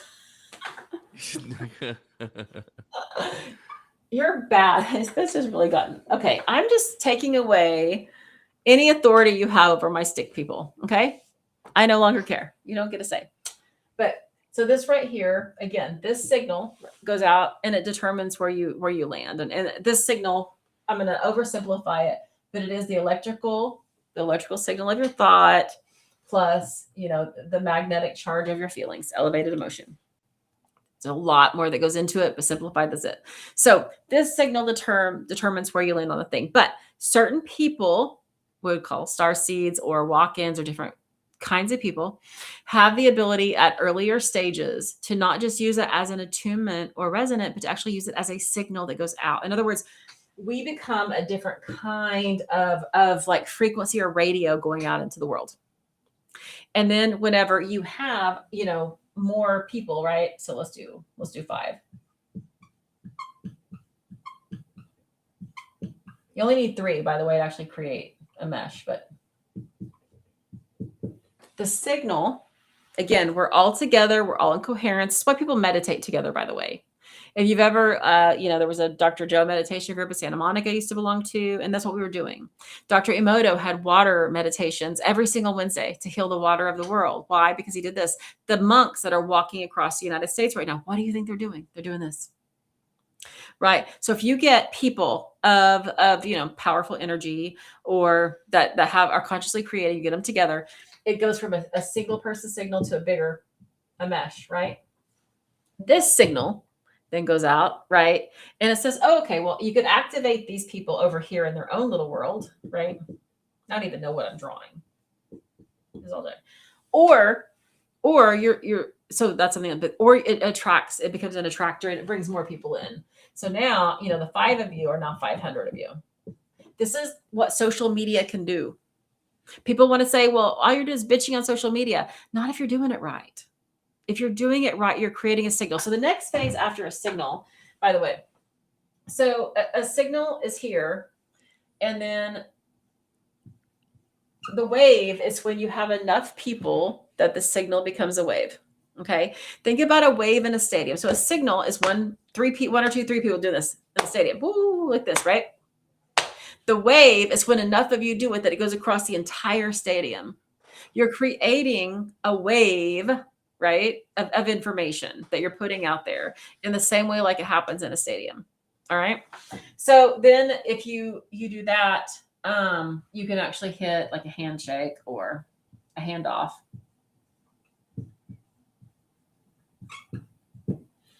Which is where it creates a pocket of actual change. You know, your signaling, your intent here, or your mesh, right, becomes the wave that actually changes something in a profound way. And this leads to what's called an event. Now, what's unique about an event? An event is date and time stamped, okay? Which only has value in linear expression, but because could be energy, you know, but an event actually has a date time stamp. What are big events? Okay, well, we can think of a few, like 9/11 was an event. It has a date time stamp that changed everybody. But they can be good ones as well. We had one last week. We had one on 1/11, by the way. That was kind of an interesting one. So the event, you know, has a date time stamp. What And happened then on 1/11? well, we had an event, and it was one, and actually Lisa and I were talking about it on 1/11. I don't know how careful to be with this. It was a moment where people had the awareness, are we still in the same group? Like several people said, it's just like this person just disappeared. Like I whatever was there, it's like I just had a different perspective in an instant on the situation. And you know, I'm happy to give you some details privately, but I don't want to Facebook it on a relationship. For me on 1/11, that was it's a family member, it's a close family member, and I was like, I'm done. You know, there's no amount of sacrifice in the world I can ever do for you that's going to be enough for you. So I'm out. You know, and I've talked to multiple people that had that same thing on 1/11. The same thing. It's like there we are. You know, we had an event, you know, because enough people were putting out signaling in it.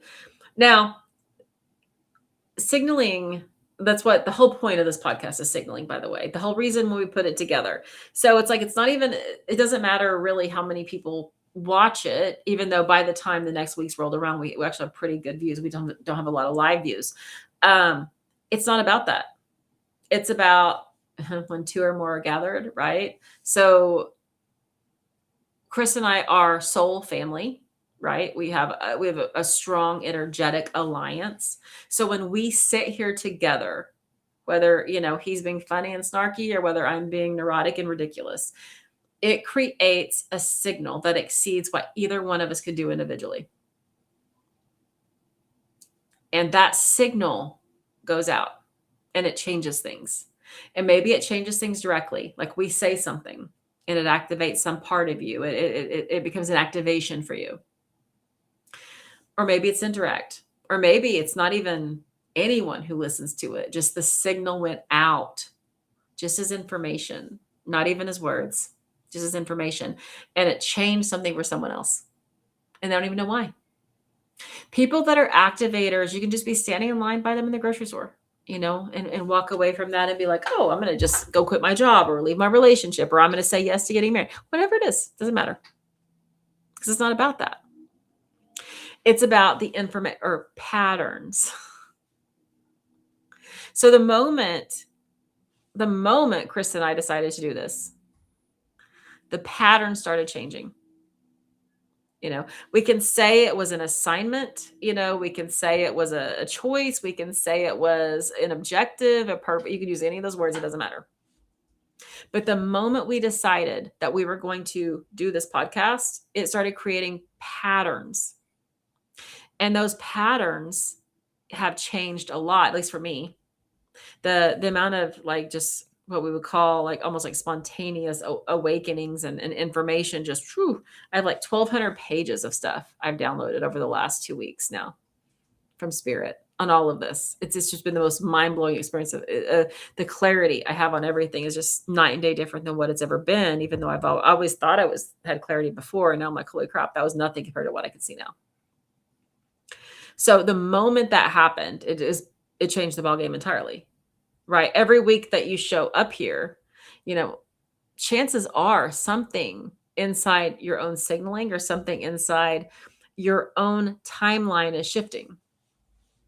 And maybe that shifting initially is friction to get you to make a different decision. I've had that happen. I've had people say, well, true story, after the April event with Dr. Joe, man, I was pissed, because I knew I had to come home and make all these decisions and go into this big unknown. I was like, thanks, motherfucker, for blowing my life up. Right? Because even though I wasn't happy, it was known, it was predictable, right? But if I wouldn't have made that decision, Chris and I never would have met. That's how decisions work, right? And so, like, I was mad at Dr. Joe for a minute. Like, pissed. I wouldn't do any meditations. I wouldn't do anything. Like, why? Because things blew up. They blew up to the point I knew there was no going back. And once you have an actual awakening, there is no going back unless you choose to forget. That movie, The Sphere, it had Sharon Stone in it and some other people, I can't remember. They find this thing that changes everything. And they collectively say, okay, we all have to forget. And they make an agreement to forget, right? And they go back. But they can't just forget. It has to be a collective agreement. People do that all the time, by the way. Like, I know what you did last summer. I didn't see that. That's scary. Well, but I mean, they made an agreement to not say anything. Well, no, the agreement to forget is not the same as not saying anything. Well, I mean, they kind of made an agreement to forget. I mean, they forgot. Yeah. Some did, some couldn't. Yeah. Well, okay. So the same kind of thing, but in the sphere. And what I'm talking about here is it's actually erased. Remember that reset we're talking about? Yep. An agreement to reset for whatever reason. An agreement to forget for whatever reason. You don't even need to know the reason. All it is just the agreement. Right? But the agreement to stay conscious, the agreement to recognize your sovereignty that's never been in question, reclaim your power, move into coherence, have the optionality, seeing all the options you have, whether you choose to take them or not, but also knowing everything is reversible, so you can always pivot. That's the whole thing. And when enough people start realizing that, right, and getting out of those lower 3 chakras and into the uppers, right, getting the energy. It's not about, and I want to be clear, it's about trapped energy. You've been thinking about the movie The Sphere all month. I love that. See, you're pinging on it because that's not even a common movie. I didn't know if anybody would remember that movie. I just looked it up and it wouldn't even come up. Yeah. Maybe it doesn't exist in this timeline. I know it has Sharon Stone in it. And Dustin Hoffman. Mm-hmm. Yeah. And they all just made this agreement to forget, and they literally did. It's a reset is like that. And by the way, not everybody goes through everything. So like you can have people that, okay, this didn't work out and they're going to reset, but only they're going to reset. Because remember that tree branch, right? We're all in different experiences. We're sharing an earth construct, but we're in totally different experiences. And so some people will choose a reset and some people won't. And it's about the choice, right? Because optionality right there, like, is huge. Optionality are the choices. And when we start, everything about the matrix wants to reduce your optionality. It wants to make you believe it's either A or B, right? Democrat, Republican, red or blue, right or wrong, good or evil, Christian or not. It wants to reduce your optionality. The moment you start collapsing, it's called collapsing in timelines, collapsing timelines, because that's exactly what it is. If you think about you and all these options out there, right? And it's like, well, I can't do that because that would be, that would be on the Democratic side, or I can't do that because that wouldn't be good Christian, whatever it is. The moment you start doing that, you start erasing potential timelines, you start collapsing your options. Optionality is required for conscious creation. Optionality is required for ascension level events. It has to be a choice that is an option. And the whole thing with the cabal, the controllers, the matrix, the simulation, the game, what the fuck ever you want to call it, it's all about reducing your optionality. That you have to be Democrat or Republican, and there you have to be, a sinner or a saint, a good Christian or not, right? The Project 2025, 2026, it's all about reducing optionality. They're going to start marriage boot camps and do away with no-fault divorce. And there will be people who choose it. And then the question is, should they be allowed to choose their experience? Yes, but stay in your own fucking lane and your own fucking branch and don't come into mine. You're entitled to whatever experience you need to have, but you don't get to come into mine. You can stay in your branch. That's what the optionality with the coherence, all of this is. It is the ability to choose consciously and not have it chosen for you or not have it reduced for you. So going back to your timeline, if I'm saying that right. So I feel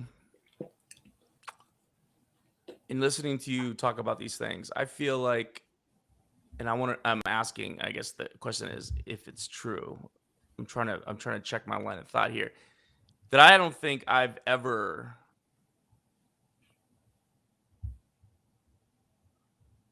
could I be not part of the reset? Any reset? Could I have not been part of the reset that you were talking about? Because A, I don't remember Bernie winning. B, I never ever thought Hillary, nor was I given any indication, and I'm a pretty smart guy, that Hillary was going to win.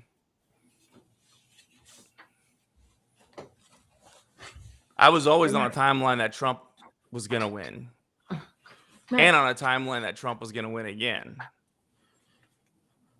That sucks for you. Remember the branch? So was that? The branch that I drew that way? Well, that's what I'm saying. You were talking about, at one point you were talking about, the sheet between the two, like the sheet. And so what's coming into my mind is that you're like a visitor on my timeline. You think? And is that possible? Well, I mean, where are you going to fall on this tree thing that I draw very poorly every time? I mean, the only thing is it only goes forward. So it's not really a spider web where it, can go. It's really, it projects this way and it can grow, in all these different, whatever. I'm terrible at this. Greg Braden. Next week I will find the Greg Braden video on hidden truths that can do this so much better than I can, because it's actually more like a kaleidoscope with all these little things on it. Okay. But the question you're asking, imagine another one of these. Okay. I'm just going to do that. Blah. Okay. And but even though this is a different branch, you still have them going like this. Right. All these intersections. So this can be individual, meaning free will decisions take us here, there, and everywhere. But for the sake of this, okay, let's say that this one, and we did the 2016 reset right here, okay, for this particular one. So everything, and I'm just going to say above this line, experienced it, okay?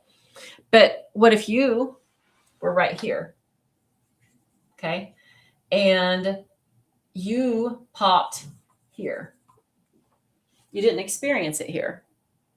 Right. Not because of an ascension level event, but because your timeline was literally different. So yes, absolutely.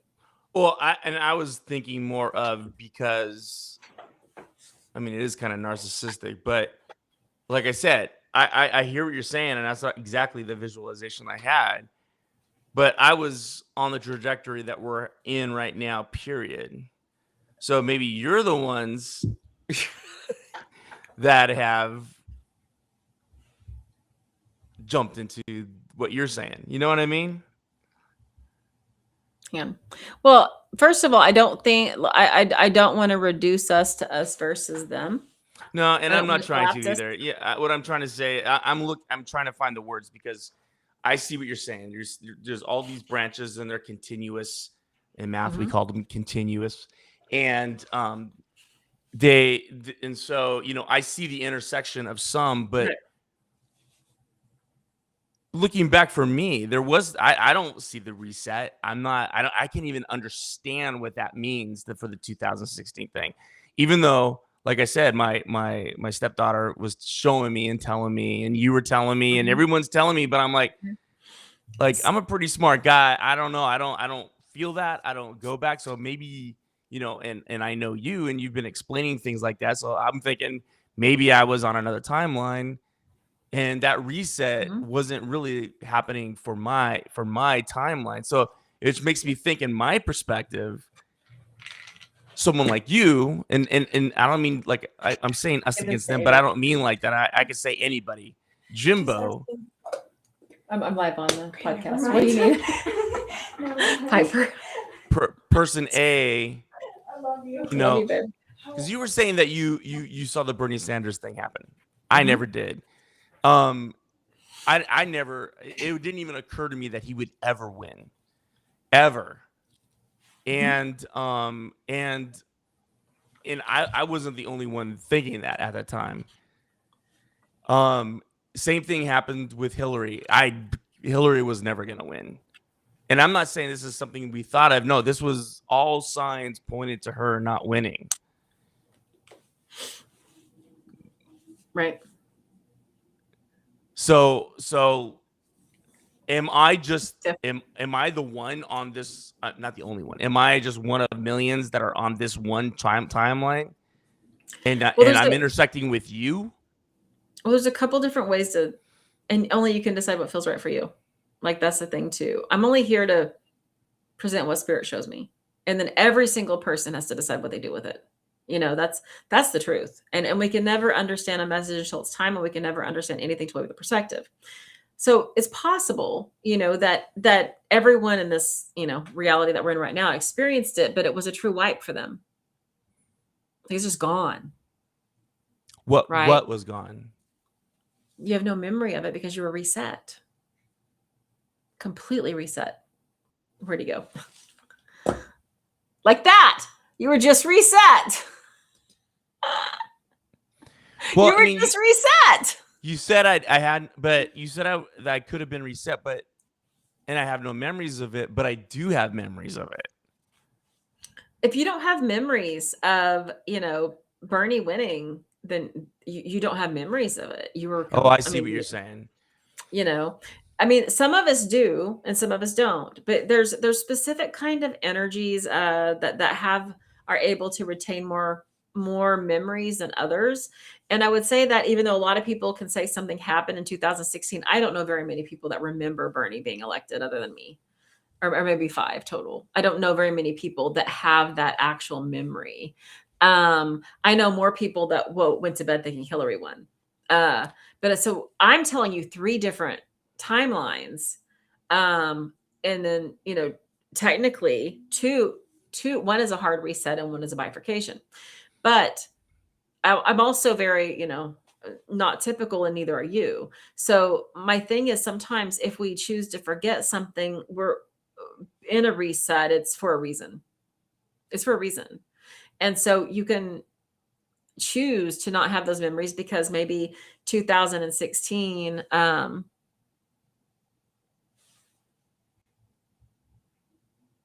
on, let me make sure Avery's okay.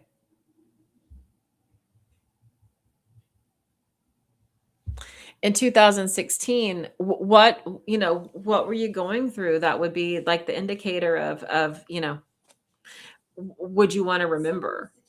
And that's a big deal. So we all have that freedom. But yes, we all, our timelines are constantly intersecting, and we're changing and so forth. And, one of the things we said is, you don't meet someone till it's time. You don't have an awareness till it's time. You don't have an intersection till it's time. None of these things happen until it's time. And you are a walk-in, I am a walk-in. So we automatically have different perspectives on things. But also, as a walk-in, I walked in April 19th of this year. So whatever that reality was for me, it wasn't even this one because I'm a walk-in. So maybe it was, a viable timeline I watched, and then that thing collapsed before I came here. I don't pretend to have answers. I just give the information as I see it, and people can do what they want to with it. But based on what I have been given and seen, I do know 2016 was a reset. Most people do not remember a reset whatsoever. A few do. But they remember it more like deja vu or something going wrong, something going terribly wrong. I'm just upset because I want to feel this reset. Well, maybe you don't. And I don't understand why 2016 was just such Wait, odd. whoa. We don't assign meaning to things because the moment you start looking for meaning, you're going to lose it. It's like grasping water. Good Right? analogy. Don't do that, because the moment you do that, you're going to lose it all, because you can't grasp water. Well, The I tighter you mean, it's grip, kind of hard the not less- to when you're talking about it. It's like saying, don't think of a pink know. elephant. I'm going to think of a pink elephant. I mean, you're saying there's a hard reset in 2016. I'm trying to think of what the reset was for 2016. Why it was reset. It's done. It is now a historical artifact. It's a historical artifact. Right? And There wasn't again, some- I would ask you, is that mean there was a reset for the entire world?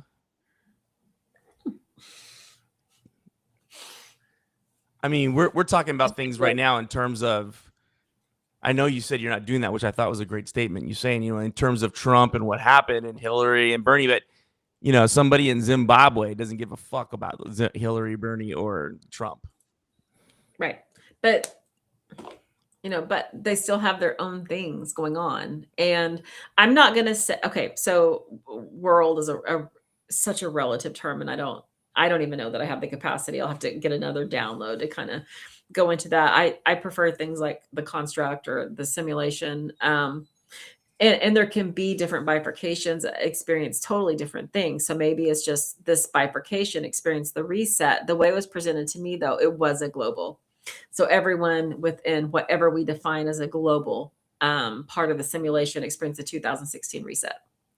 And that is just, again, what I've been given. But we're only looking through the lens of the United States. But I guarantee you, if you started digging through, but again, how do you dig through a historical artifact? Because it's different. You don't know what happened. I'm going to throw this out there. Maybe a giant asteroid hit the Earth. Right? And we reset. If you've never seen Alex Laughlin, the CERN kid, I just highly recommend you guys look at his stuff. It's really, and this was a kid, like 11-year-old kid, talking about this. And what he was talking about is that things happen. I guess I'm going to erase this again and get rid of my tree. If I need a tree again, I'm not drawing it, to be clear. Because this is like, and it's an oversimplification, 1000%. But Alex Laughlin does a thing where, like, okay, so here you have this moment in time, and we go to here, and something happens. And he says the CERN machine is responsible for this, right? And so this reality just plain ends. It doesn't exist anymore. And that could be the CERN machine fired up, an asteroid hit the Earth, whatever the fuck. Choose a cataclysmic ending. We know energy cannot be created nor destroyed. It can only be transferred. We have a collective consciousness. So what we do is we just shift to the next little timeline. Okay. Now, we don't know. It just happens. Maybe for a moment. Tell Avery, I have 20 minutes and I got to go. She needs her surgical drain taken care of. All we know is that maybe things feel slightly off. Maybe they don't feel that off at all. Maybe our reticular activating system completely filters every single bit of it out. So we don't know, right? All we know is we now have sex in the city, Berenstain Bears, and all those other Mandela effects. Okay. But that's not enough to really be anything. That's just people misremembering, right? But then what happens again is this goes along and it hits this thing. Someone fires up the CERN machine, an asteroid hits the Earth, virus wipes everybody out. Who the fuck knows? Because the one thing we know is we continue no matter what. And if you look, this is our 6th attempt to seed life on this planet. 6th attempt, right? We could go into ancient aliens and go into the Neanderthals and go into our cousins. I'm not gonna not even mess with that right now. Okay. Then something comes along here and we just shift to a slightly different timeline. Now, the truth is, it's just really not quite that simple, because every time we hit this moment, it's not just this, it's more of a bifurcation. right? And then this one goes to here and hits, and then it bifurcates, and then this one goes, I'm so terrible at this, and it bifurcates. So we still end up with a tree. But in Alex Laughlin's, which I think he's accurate, at least in some ways, we always hit a moment where this timeline just cannot continue. Maybe it's a CERN event, maybe it's an asteroid, maybe it's whatever. And so we just shift to a parallel reality. And that's one, explanation. Now, for me, the stuff I'm getting from my counsel and my guides, certainly gives you more reasons why we experience this other than the CERN machine got fired up. More than, Stranger Things or whatever it is. But I don't think Alex Laughlin is wrong. I think that things happen all the time that shift us to a slightly different reality, but that's a collective. Okay. And so everybody, when this timeline ends, everybody goes to this one, but this one already existed. Totality of possibility. It was already there. We just merged us with us, right? Now we're in some weird shit. And that's kind of where I was going with my question. And so then maybe I wasn't on that original timeline. That we merged us with us. Maybe I was on the one that you were merged to. Maybe so. But then the question I would have is was there a part of you that just didn't integrate? Because, if you exist in one place, you exist in all places.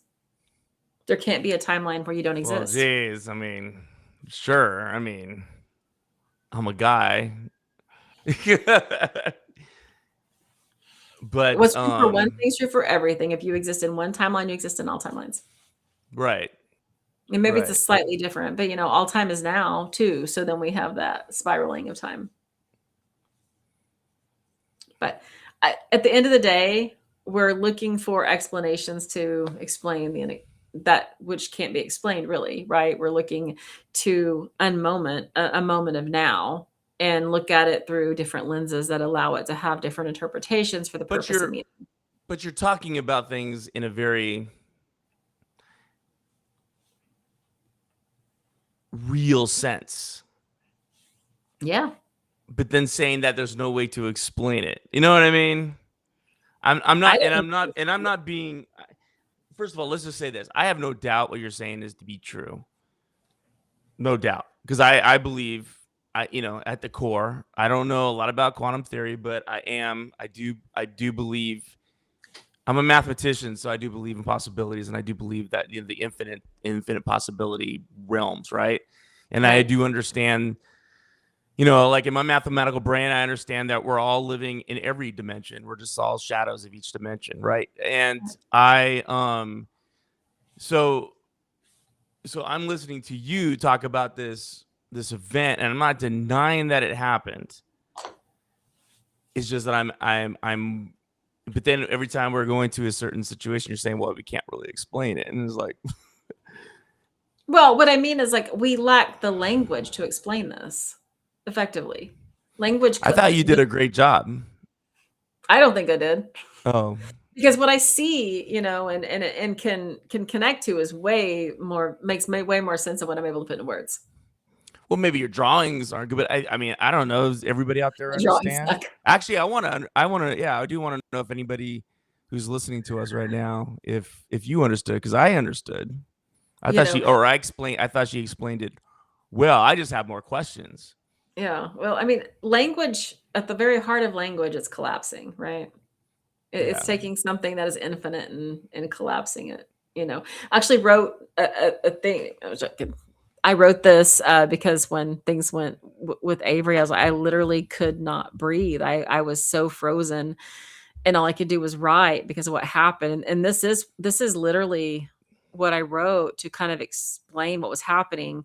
I'm just gonna read it. So, and the two extremes were, by the way, a healthy food choice and an unhealthy food choice. And I'll have you know, I ate that entire fucking bag of candy.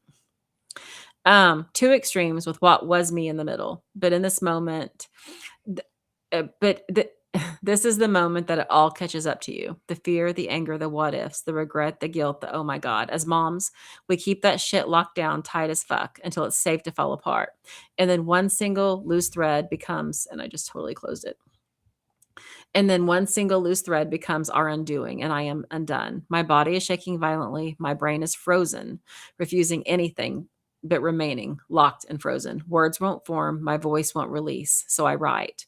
Because writing is energy, not form. Writing is emotion without construction. It is a moment that has more flexibility when it comes to fluidity.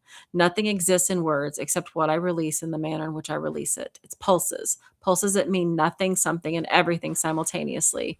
My baby girl, my AV baby, she is sick, just on the edge of sepsis, hence the low heart rate. My body is paralyzed. I'm mentally responding to texts. I tried to answer a call that I thought was the hospital, but no words formed. So I'm sitting at a table, hoping to ground myself back in my body by eating. I lived on the edge of this state of stress. And what if, for years with my ex, it became normal, if not predictable? But this is my child, my daughter. And then as I type these words, my hands are shaking so badly that I keep having to erase the letters and start again. I kept my shit together, I did, until 20 minutes ago. And then my world stopped existing. And frame by frame, it will rebuild. The blurred edges will come into focus and the hard ridges will soften with a new me in the middle. And until something other than this place exists, of this place of undone exists, I will breathe, I will write, I will lean in, and it's okay. Because there were no words. I could not get words to form, but I could write. I could write through feelings. And that's so. And I know I was writing words, but the energy behind them is what was there. So when we speak them, we collapse them. But if we can hold the energy of them, right? And I'm not trying to collapse them, it's different. Like what we're doing here, the signal we're putting out doesn't have anything to do with the words we're speaking. It's the energy behind the words. Yeah. That's what it is. Yep. So agree. the signal we create, by doing this, because I was like, oh my God, let's just cancel the podcast. I can't even think. I was like, wait a minute. No, the signal has to go out. That's what we're doing. We're creating the signal, right? And with enough people receiving the signal, they create their own signals, right? And then we move from a signal into a wave and then into an event and a handshake and a handoff. And we're creating new patterns that can open the door for other people to see. It's like a radio station that if you choose to tune into it, you can hear the music. That's what we're doing. And so at the end of it, it's like, were you in the 2016 reset? I mean, you're pretty adamant that you weren't. No. I'm Looks like saying if I check in with myself based on the things that you're saying. Okay, so I wouldn't know if I'm the reset, right? I wouldn't know. Like you said, Yeah, because my wouldn't memory. know. Okay. So based on what you're saying though, these little things, these little memories that you said about Bernie, and I don't want to rehash it. Just my question was based on the things that you were saying, not so much that I'm adamant that I wasn't. And it makes me think that I wasn't because I don't remember those things. So I guess I'm questioning out loud. Yeah, and that's okay. Because the other thing here, and the really hard part, and not maybe the best to bring this factor into all this conversation, with everything that we've put else here, is the walk-in part. Because I walked in. I know the date I walked in. I know the time I walked in. You're a walk-in as well. We know that time isn't linear like we think. So who's to say when we technically walked in versus when we technically came online, if you will, right? I'm very familiar with mine, but also I am well aware that, narcolepsy gives me different abilities because of my brainwaves, those beautiful altered brainwaves that I have. Because I can say in theta. I say in theta, which is that connection brainwave 10 times more than the average person would. And I go into theta very, very easily. And people go train to do meditation and stuff to be able to access those brainwaves in addition to that breath work. So I'm wired differently. I know that, right? But maybe the people that experienced it, that chose to remember it, they're remembering it because it's relevant to their individual story. It has a trauma associated. It becomes part of their historical artifact because of something that happened. I know what 2016 was for Tiffany, right? So like it is such a part of her story because it actually is her story. That's why she remembers it, because everything changed for her personally in her life that year. Personally, everything else we're talking about is collectively, right? People hold on less to the collective things than they do the personal things, because a personal thing is your history. It becomes your historical artifact. It's an anchor point for you. Who's president isn't an anchor point for anyone. Not really, right? But with the collective, what happens, and being walk-ins, means that we're not organic to any of these timelines. We came here to do something, right? And then when that's done, hopefully my job is to get the fuck out. I don't want to be in this experiment anymore.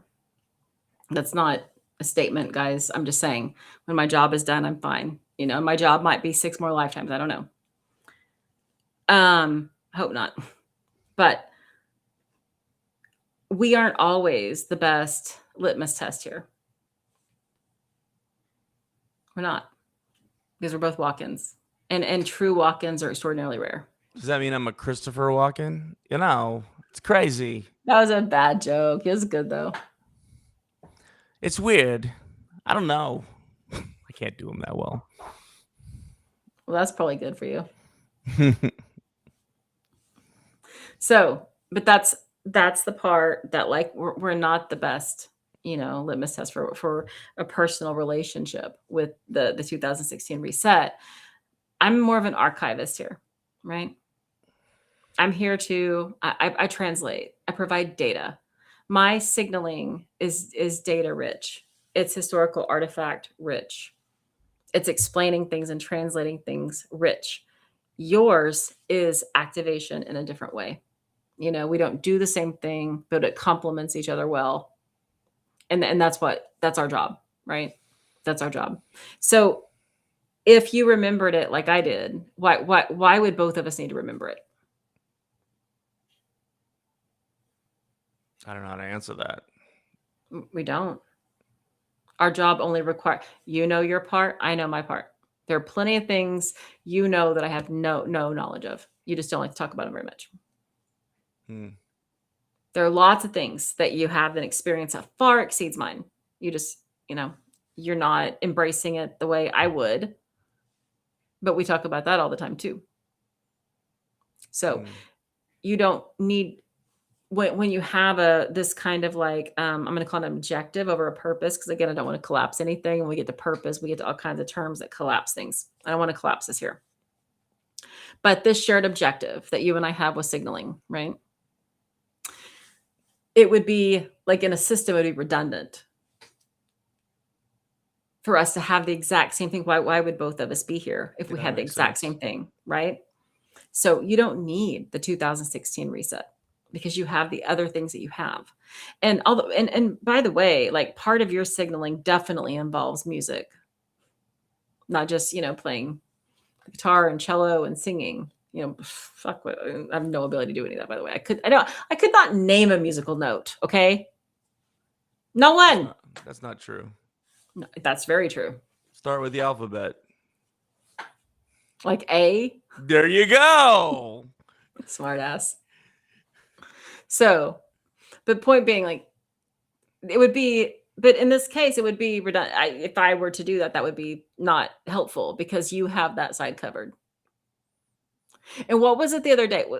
Whenever things were really bad with Avery and stuff, was the first thing I did was I was trying to find you on TikTok singing. And I realized you'd, had another account banned, and you weren't there. It's like, fuck, I missed it. Because when you put out that signaling, right, it changes things. It changes patterns in the field. Just like this. You don't have to know 2016, because you have that side of what you do. Yeah. That's, Yep. So speaking of such, who are we talking to here? How many people is anybody on? 5. Oh, 5 wow. on High Facebook. five. And, Thank you for hanging out with us. yeah, this long. 5. I was And asking you a question if you We had like understood 7 or 8 on. what Inanna said, or she explained it well, but nobody said anything, so I was left hanging. No, we still have 5. So by the time the week goes by, we're usually between 500 and 1,000 views. It's just the live thing. People are so, I don't know if we're picking the wrong date or time or something, or just the time zone changes for people. I think we're going too late. You think we're going too late? Yeah. Okay. Well, we can move it. All right. But I have to, Oh, Avery. actually we do. And we'll talk about that. Okay. Yeah. You have to go. But, Avery, yeah, I got to go be a nurse, surgical trained. Good thing I was a doctor in so many lifetimes that I know what to do. I was not part of the 2016 reset. But you don't know that because the memories are reset. That's kind of the whole point. You don't know. Again, my point is that Tiffany has a personal anchor, right? That makes it relevant for her. Otherwise, she probably wouldn't remember at all. I'm a walk-in with an archivist purpose here with the grid activation. That's why I know, or I wouldn't know. People just know something's weird about 2016, or they don't.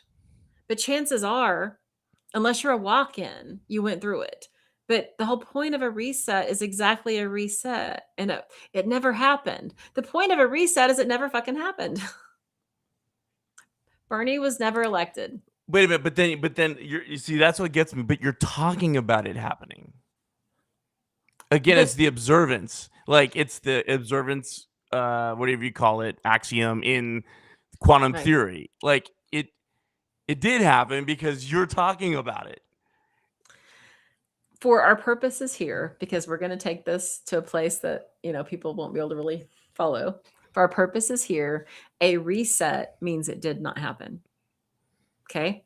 If I'm playing the game of Monopoly, right? Mm-hmm. And I get mad and I throw the board. And there's no history of which one of us owned which properties, right? Right. I owned all of these. You owned all these. We reset. There's no history. It just resets. It never happened. We never played. I never owned any properties. No, I get it. I get what you're saying, but you're making it real. I'm an archivist, right? My job is to I get it. But you're making it real it's almost like I'm offering an explanation for people that have a connection to 2016 because their reset memories, although erased, have been activated and they're seeking some type of meaning behind it. That's what I'm offering. Nothing else. If your 2016 memories were not activated, you have no connection to this and you don't need to hang on to it. Yeah. Yeah. Just that simple. Easy peasy. All right. Thanks, guys. We'll see you next week. Always a pleasure. And there's so much more. We could go on for hours because I literally there's so much happening right now that, again, we're putting a signal out and it is changing things. And the timelines are for me, it's done. For me, where I am, it's done. So think of it like in a weird way.